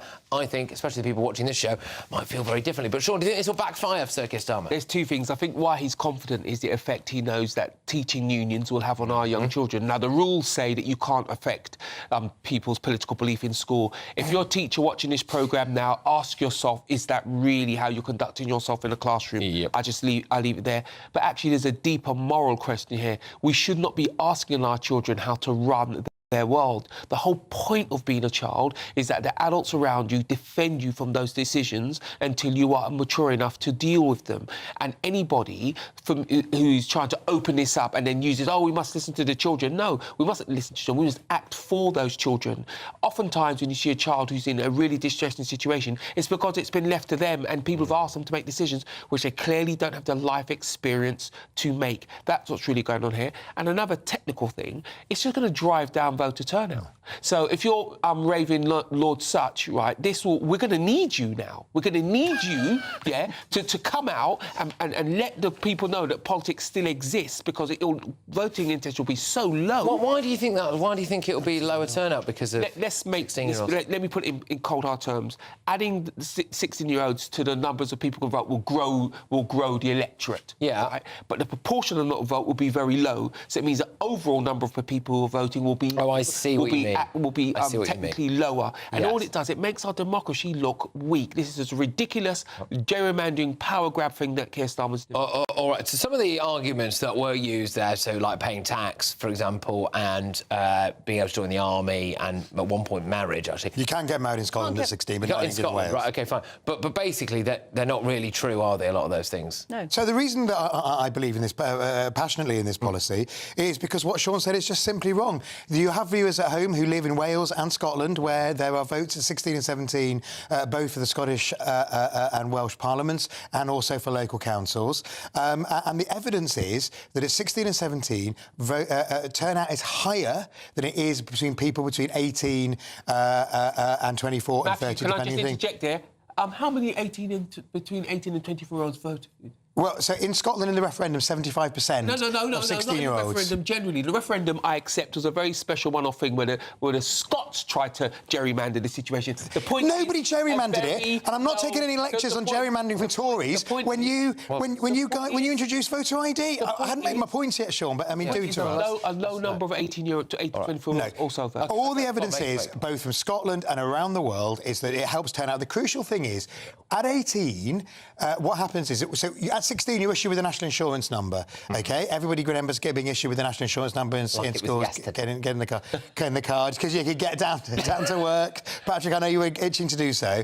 And the point is that you are more likely to be at home at 16, and therefore you are more likely to discuss politics with your parents. It also found out that 16 and 17-year-olds looked at more, because they're new to it, they went and they looked at more different sources and more materials to work out how to vote than anybody else. Had conversations with their parents. They can in Scotland. I think they can account in There's other studies that show that 16 and 16-year-olds are very easily manipulated by things they see on TikTok, how they're driven by single-issue politics. One of the great important things about voting for a general election, you're not just voting for something you deeply love. You might be into animal welfare. So you're voting for the welfare of other people as well. Can we just kill the gerrymandering point? Because it was in the manifestos of Labour, the Liberal Democrats, the SNP, the Greens applied. What have they all got in common, mate? And they've all got in common is the fact that over 50% of them won the election.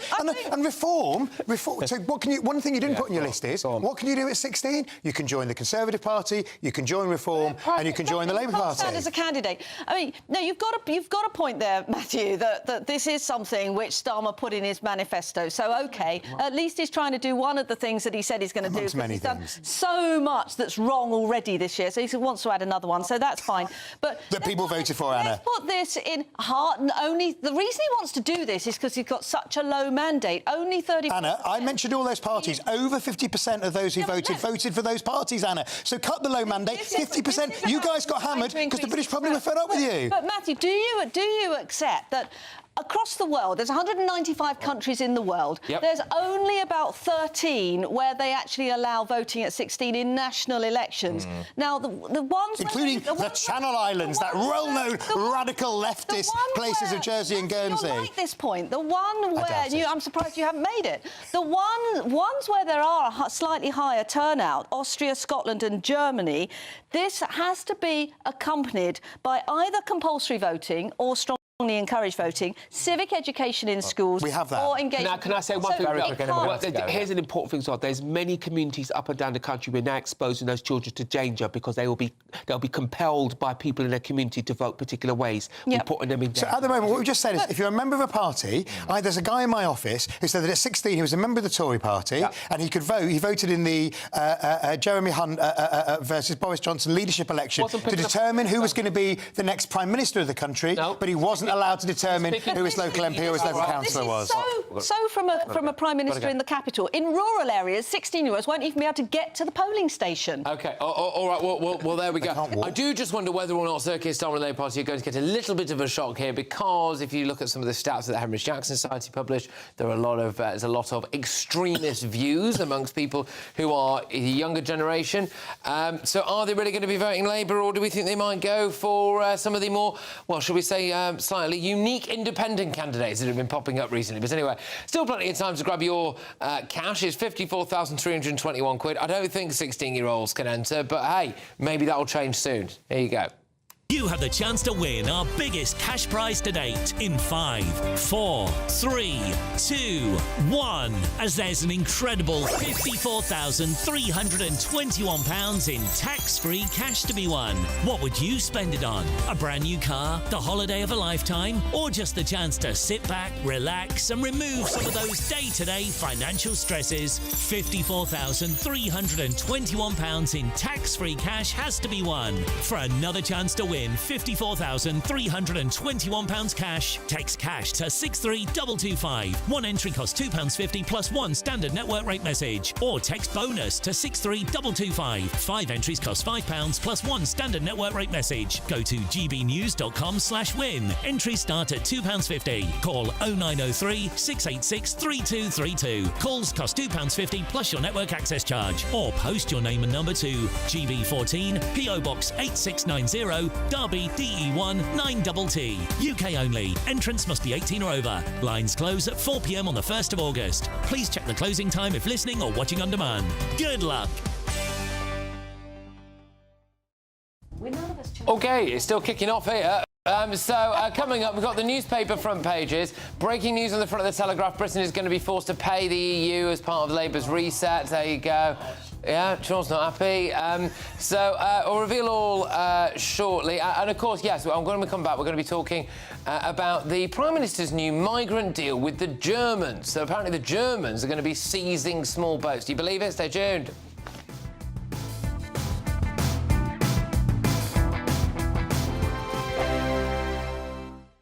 Westminster, the ultimate clique. And you're fighting like rats in a sack. But here on the Camilla Tominey Show, we ask the questions the establishment media is too scared to ask. OK, let me ask you a straight question, because I know you're a straight-talking politician. Whether it's net zero, illegal immigration or law and order, nothing is off-limits. You had the power then.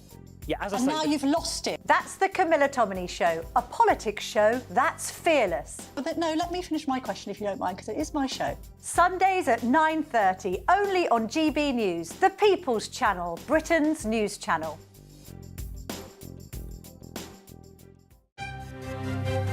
GB News Breakfast, every day from 6 a.m. Bishopsthorpe Road, it's on the verges of York City Centre, and it was once crowned the best high street in Britain, but there is a new issue facing it, and that is? The cost of parking. It's increased by, wait for it, 500%. And they've done that overnight without consultation, right? Yeah. So it now costs £4.85 an hour, right? And what's that going to do? It's going to stop people visiting. It's going to drive people away. Anna, it's not easy to get around York, I have to say. One road in, one road out type thing, congestion around the place. Yes, there's car parking spaces, but goodness me, I mean, this is obviously very, very controversial, and these are the sort of taxes, indirect taxes, that come on all of us. It's now going to cost us so much money just to get there, just to see there. Tell us more. That's right, Eamon, and the City of York Council have introduced this to try and reduce congestion, to try and get more people on buses. Extra things like this just mean that it's been unprepared, but also it just adds up, and it then stops you from doing other things. For people that haven't got enough money to eat and to look after the kids and things, I think it's disgusting, to be honest. Thank you for speaking with us this morning, Karen. Really appreciate it. The council say that they are going to review these charges. They're going to look at them every 3, 6 and 9 months and start engaging with the local community to just see how fair these prices are. OK, Anna Riley. Where are you parked this morning, Anna? We're parked here, £22.50 it's cost us. GB News, the People's Channel. In the GB Newsroom, we bring you the news as it happens. With our team of dedicated journalists across the UK. We're ready to keep you up to date with what's happening every half an hour, every single day. Bulletins here on GB News. The People's Channel. Britain's news channel.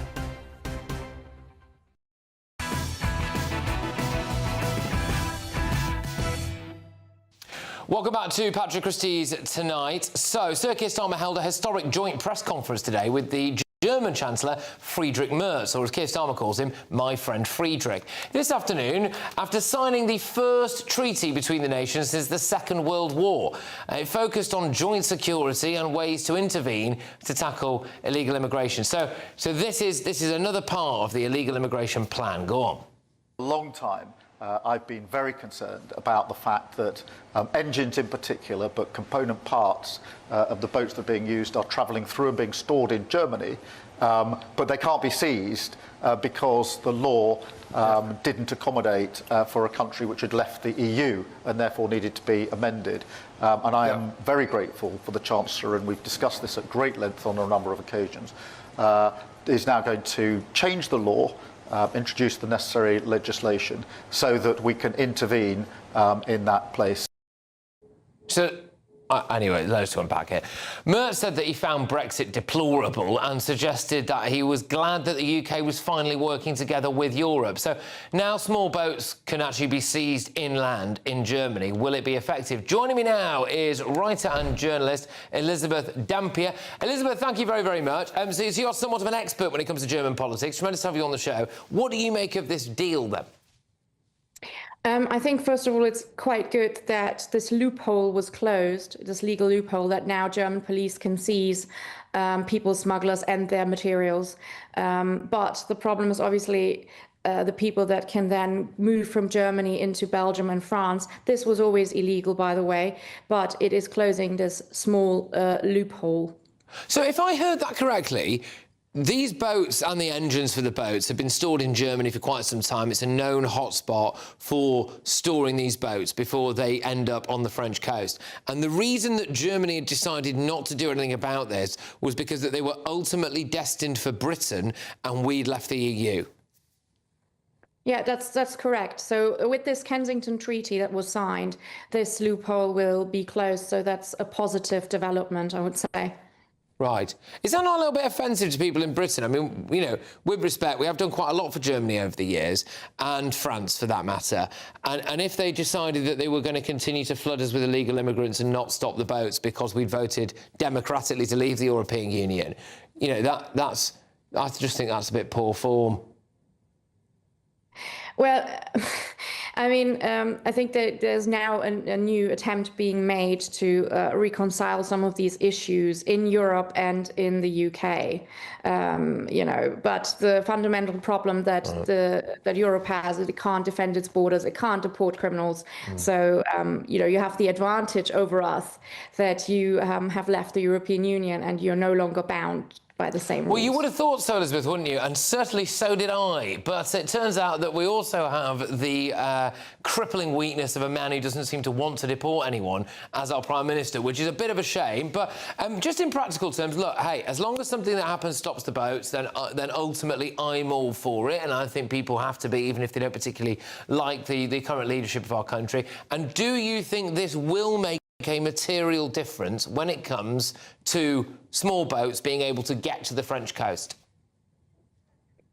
It will make some difference, but obviously the hotspots are France and Belgium. Right. And, you know, they will still have people in those countries themselves storing equipment and moving over because we don't have a coast, you know, we don't share a border with Britain. So obviously the priority should be in those countries. Gosh, right. Well, there is a lot to go at here. Thank you very much, Elizabeth. Great to see you on the show, and I really do hope to get you back on because I think we need to keep track of this, don't we? Elizabeth Dampier, there, writer and journalist. I don't know. People might think that I'm really out of order for saying this, but like, I do mean it when I say like Britain has done an unbelievable amount for Germany over the years, haven't we? And like, OK, we voted for Brexit, and because of that, they were like, well, sorry, nothing we can do about these boats then in our warehouses here because, you know, come on, really, seriously? I just think it's such awful form. But anyway, coming up, I'll have all of tomorrow's newspaper front pages. There is some breaking news on the front of the Sun. Oh, right, well, I can reveal the ridiculous reason why John Torode, you know the bloke who used to stand next to Greg Wallace on MasterChef and say things like, yummy lasagna. Anyway, I can tell you exactly why he was sacked by the BBC. A very naughty word he used. That's next. I forecast a perfect holiday in the sun. Weather looking good then? For sure, and no worries about our travel insurance. All Clear Travel Insurance sponsors GBNews Travel Destinations Forecast. Lots of hot, strong sunshine around the Mediterranean at the moment. A few showers are possible in Sicily and inland over Turkey. We may just see one or two showers. Most of the coast here dry and sunny. Much of the Greek islands also dry, fine and sunny. One or two showers through the spine of Italy, but again, the coast's dry and fine. Northern parts of Spain may see a bit more cloud and a few showers. Quite a brisk wind blowing over the Canaries, but it's going to be hot in Tenerife. Temperatures just dipping a little bit here into the weekend. All Clear Travel Insurance sponsors GBNews Travel Destinations Forecast. Hi there, welcome to the latest update from the Met Office for GB News. Over the next 24 hours, it's going to stay warm and humid for many of us. An uncomfortable night for sleeping. Showers in the north and west, but drier towards the southeast. We've got low pressure moving slowly northeastwards, swinging some weather fronts into the west. That's what's causing the cloud and some outbreaks of showery rain into Scotland, Northern Ireland, western parts of England and Wales overnight. Elsewhere, mostly dry, areas of cloud, some low cloud and mistiness around southern and western coasts, and a muggy night to come wherever you are. Temperatures staying generally up around 15 to 18 Celsius. That gets us off to a warm start to Friday, but a mixed start depending on where you are across the United Kingdom. We've got areas of cloud and showery rain pushing into eastern Scotland, reaching Orkney, but not quite Shetland at this time. Western Scotland brightening up after earlier rain, and there will be further showers following into Northern Ireland, but perhaps an element of brightness there for a few hours during the early morning period. Wales and Western England likewise, band of cloud and some showery rain moving through, but the rain not too heavy towards the southwest. Ahead of this, the Midlands, eastern and southeastern England, seeing a hot and humid day. Temperatures widely in the mid to high 20s, touching 30 to 32 Celsius in some of the hotter parts of East Anglia and the southeast. Of course, that heat and humidity with low pressure nearby combining to give some thunderstorms, particularly for northeast England later in the day. And there'll also be further showers into the northwest, but some even livelier showers and thunderstorms developing on Friday night and into Saturday, emanating from France, pushing northwards across central and eastern parts of the UK. Some particularly heavy rain moving through northern England and southern Scotland, followed by further showers and thunderstorms, initially from the south and then into Sunday from the west. So a lot of rain to come. Hi, I'm Michelle Dewberry, and my show is your opportunity to cut through all the noise and dive in headfirst to some robust debates. Ideas clash. Situation, No, isn't it? no, Because the failure is you're deliberately avoiding my point. Nothing's held back, And if you think this is the end of it, wait for more. and we do not shy away from the difficult stuff. Sometimes I want to shake people and say, if only you understood. So join me on Jubes & Co. weeknights at 6 p.m, only on GB News, Britain's news channel. Good Afternoon Britain isn't just about us. The wonderful thing about this programme is it's about everyone watching. It's an interactive programme. Well, there absolutely is something to see here, and we're going to be talking about it more. Whether it's breaking royal news, please bring us up to date, or indeed a particularly punchy speech in the House of Commons. Very, very curious. We bring it to you live, and then we bring you live reaction as well.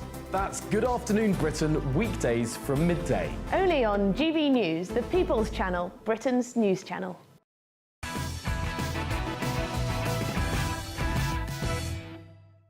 Welcome back to Patrick Christys Tonight. OK, here is a first look at tomorrow's newspaper front pages. The Daily Telegraph. Votes at 16 as Starmer panics over reform. Britain forced to pay EU under Labour's Brexit reset. So there we are. The Daily Mail. Police use facial recognition cameras at Notting Hill Carnival. Well, that's nice. That'll be good. Although, of course, if you wear a balaclava, then they can't do that. So there we go. The I paper. UK gives the vote to teens aged 16 with reform and Corbyn likely to benefit. The Sun, and we'll just zone in on this one now.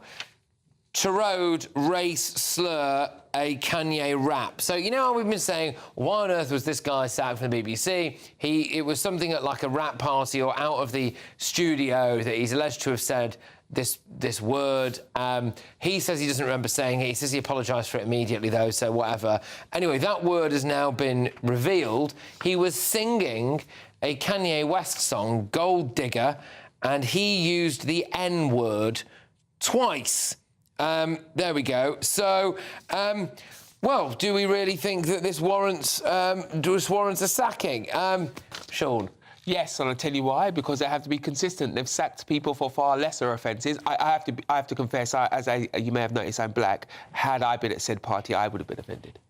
Oh, right. OK, no, but that's interesting. So you would have thought that was really stupid. I come from the particular set of black people who don't call each other that word anyway. Yeah. Yeah, I know some black people are very comfortable with it. I am very uncomfortable with it. I would have found it offensive. Yeah, I think that's fair enough. I mean, it's yeah.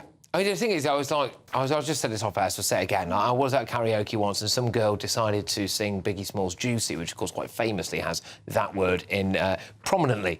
And she was white, and she was very drunk, and she said it, and everyone was a bit like, "Oh my gosh!" But then it's like, should she get sacked for it? Yeah. You know, I don't know.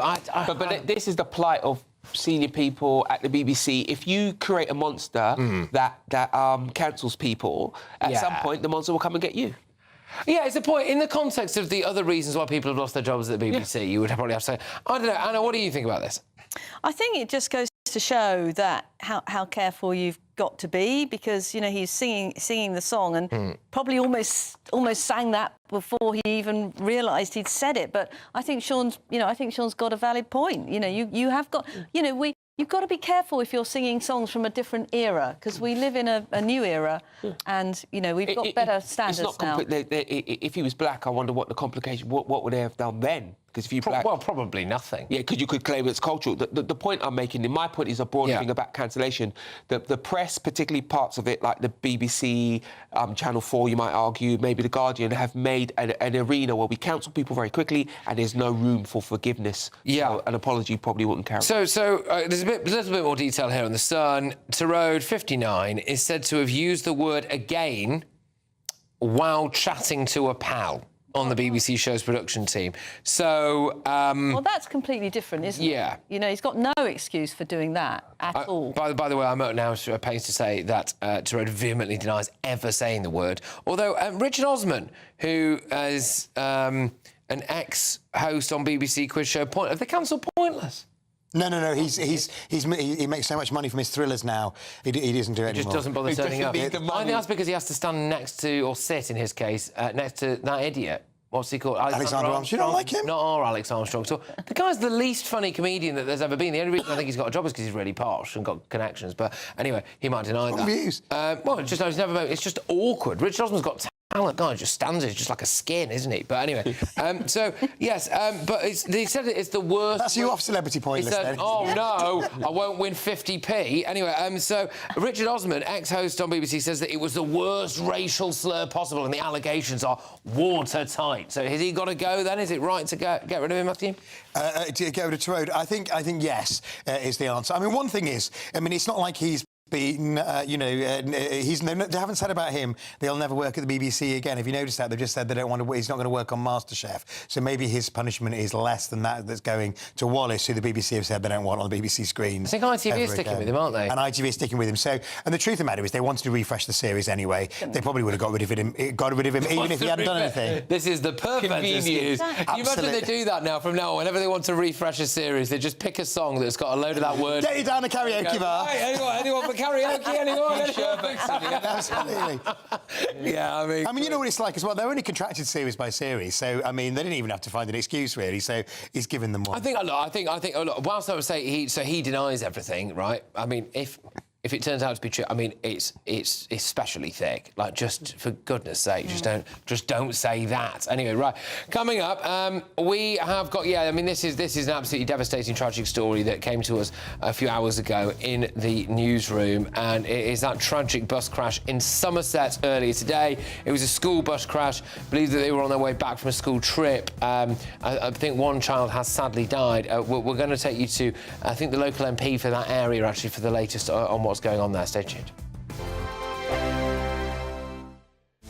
This is Britain's Newsroom, where your voice matters. It's just astonishing. With expert analysis and honest opinion, we don't just keep you informed. We bring you unique perspectives you won't see anywhere else. Can't argue with any of that. When the news happens, it happens here. On Britain's Newsroom, weekdays from 9:30 a.m. Only on GB News. GB News Breakfast. Every day from 6 a.m. What stresses you out the most?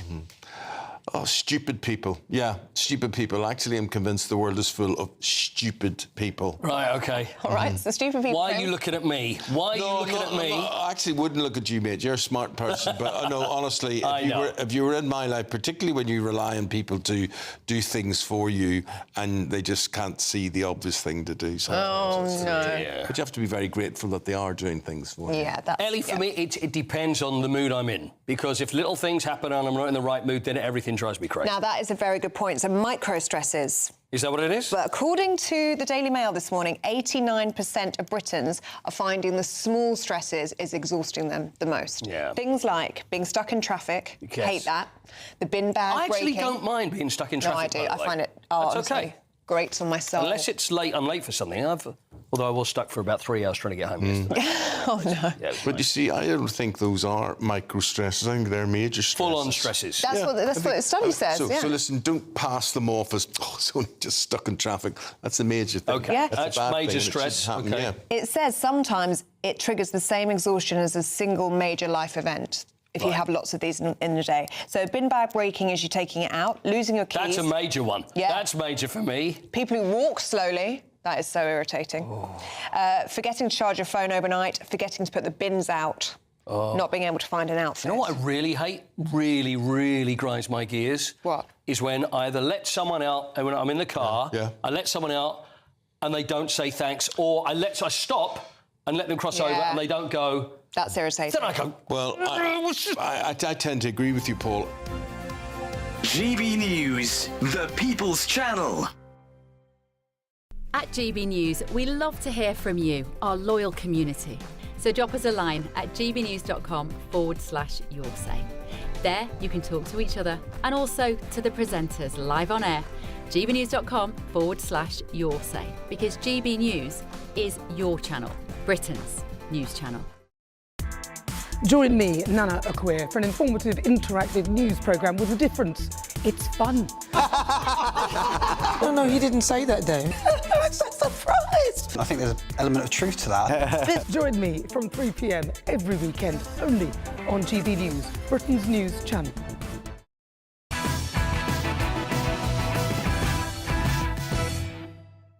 Welcome back. Let's finish off the first round of the papers then. We start with the Metro. The Metro Starmer's New Generation X. This is the votes for kids, OK? The Guardian have gone Diane Abbott suspended by Labour for a second time.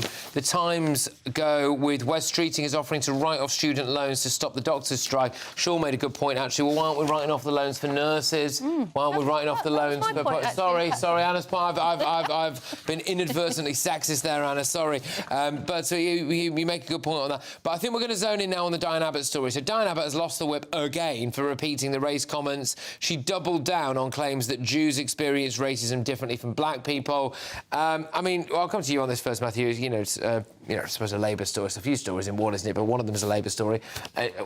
Where do you stand on this Diane Abbott? Well, look, I mean, I think it's very sad because Diane has been a real pioneer. We saw when Labour was sort of thinking about whether she would be allowed to stand as a candidate at last year's general election because she was still suspended, so they had to reinstate her to do that. I think they did it out of great respect for Diane's record, and I hope that she'd realised that what she'd said was completely unacceptable. Doubling down on it is just utterly provocative and inappropriate. So I think it's a very sad end. Training or something at one point. Well, I mean, I think that's that was one part of the deal for bringing her back, if I remember correctly. Not work. And it clearly, I mean, on a good day, Diane can be a really powerful advocate. We were just saying about in the assisted dying debate, I didn't actually agree with what she was saying, but she made a very powerful intervention in that debate.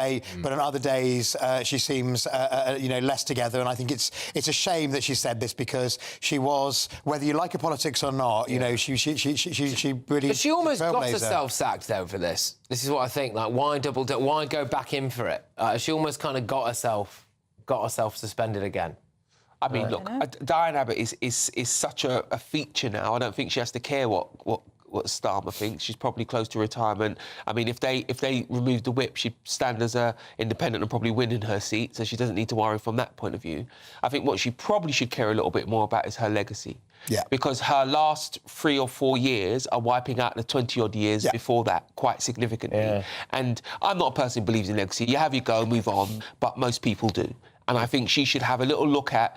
She's fought some big battles. We don't share politics, but I admire what she's achieved, but she's undoing that. She's fought big battles, won those battles, but every incident like this just unwinds her credibility. Yeah. So the right decision to remove the whip, do you think? Well, I mean, I think probably it was the right decision. But what I think's so interesting about this is here we've got Starmer wanting to extend democracy, you know, here, there and everywhere, and yet he's taking away the whip from 5 of his own. I mean, he's a dictator, isn't he? He's turning. Remember when Boris took the whip away from 30 people, including Churchill's grandson? Every leader does it. But he wasn't trying to give because of the way they voted. And that was the same thing with the other 5. Diane's different, but the other lot, it was the way they voted, and that they'd caused that they'd led the rebellions. No, the 4 yesterday wasn't because of voting. It's how they led the rebellions. It's because they're so difficult for him to manage. So he's having a clear out. I actually really liked Diane Abbott's speech in the assisted dying bill. I thought, you know, she was together. She made really good points. She's the mother of the house. And it'll be it's a bad thing for him that he's getting rid of all these people. We're just going to move on now because it was a story that I know was very prominent today, wasn't it? 1 child has sadly died and 21 people have been taken to hospital after a coach crash in Somerset. The vehicle was carrying 60 to 70 people heading to Minehead Middle School after a day trip to Exmoor Zoo when it slid 20 foot down a bank after it flipped onto its roof. Well, I am joined now by the constituency's MP, Rachel Gilmore. Rachel, thank you very much for joining us this evening. I'm sorry that it's under such tragic circumstances. But what's the mood like in the area, really, and what is the latest in terms of this incident, please? Not in a position to update you on the latest incidents because the police and the fire brigade and the air ambulance will do that. And I don't want to set any rumours running. What I would say is that we have an incredibly close community on Exmoor and indeed in Tiverton and Minehead. And I visited Minehead Middle School just a couple of months ago. It was 3 years ago, a failing school. Laura Mackey, the head teacher, has changed it fantastically. They've got a very involved PTA. And I'm just really wary tonight about using expressions like, my heart goes out to them, because cliches will never, ever, ever cover the devastation that parents and teachers have experienced tonight. And this school, presumably, is really central to the local community, isn't it? Quite a large school, I think. So, lots of people sadly affected by this. I suppose what would your message to people who have been brought up in this, who tonight will be maybe looking at their children and thinking, gosh, you know, I'm going to just squeeze you a little bit tighter this evening as I tuck you into bed. What would your message to the local area be? Well, I've got 4 children, and it was quite a long time ago that I sent them off with their lunch boxes and on coaches to come home. And it's something that no parent could ever, ever, ever envisage. And I'm very lucky because I was brought up in the constituency that I now represent. So I'm part of that community. And they all call me Rachel. Sometimes when they come into my surgeries, or sometimes when I'm canvassing and they're particularly upset, I give them a cuddle. And what I would say to all the parents, all the staff, all the grandparents, all the families from Minehead today, if I could reach out and give you all a cuddle, I would. This is not about politics. This is about compassion. Absolutely. Well, Rachel, look, thank you very much. I'm going to leave it there because it's one of those things where it's kind of like, well, what else do you really say beyond this? You know, really, it's such a devastating. Yeah, so it's such a devastating story. We're going to wait for more details to come out. I think you're right to do that, by the way. Actually, to let the emergency services and maybe parents or the school or whoever make those kind of official statements. So thank you very much, Rachel, and take care. And obviously, good luck with dealing with everything that's going on in your constituency at the moment. It's Rachel Gilmore there, who is the local constituency MP. Look, it's just an absolutely devastating story. Of course, it is. So we are going to move on from that now, though. I mean, there's a lot more coming your way. I am, for the next hour, going to be doing all of tomorrow's newspaper front pages. And there is some breaking news in The Sun. So it's not on their front page, but it's inside the paper. They have got a huge expose when it comes to illegal migrant crime. Interesting to see the way that The Sun's going about that now. They just spent a few years largely, well, not ignoring it, but not going that big on it. The Afghan data leak is on the Times as well. Apparently that leak named British spies and soldiers. I wonder what's going to happen there. Are they going to be getting the same kind of treatment now that we had from we were offering to some of those Afghan interpreters? There's a story there, as we were talking about, West Streeting offering doctors to wipe off their student loan. Well, it's to stop them striking. Is this not another reward for going out on strike and threatening all this stuff? If he had done this outside of this negotiation, it would have been great. But now you've done it inside this negotiation, they'll be back.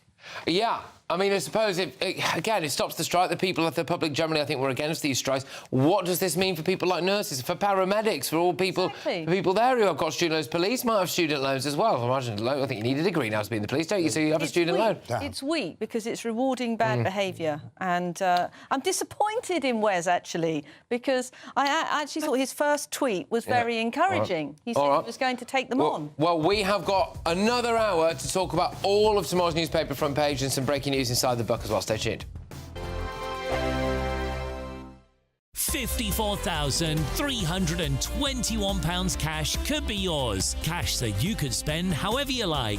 It's like having an extra £1,000 each week for a whole year to play with. Someone is guaranteed to win this amazing amount of cash. So make sure that someone could be you. For another chance to win £54,321 cash, text cash to 63225. One entry costs £2.50 plus one standard network rate message. Or text bonus to 63225. 5 entries cost £5 plus one standard network rate message. Go to gbnews.com/win. Entries start at £2.50. Call 0903 686 3232. Calls cost £2.50 plus your network access charge. Or post your name and number to GB14 PO Box 8690 Derby DE1 9TT.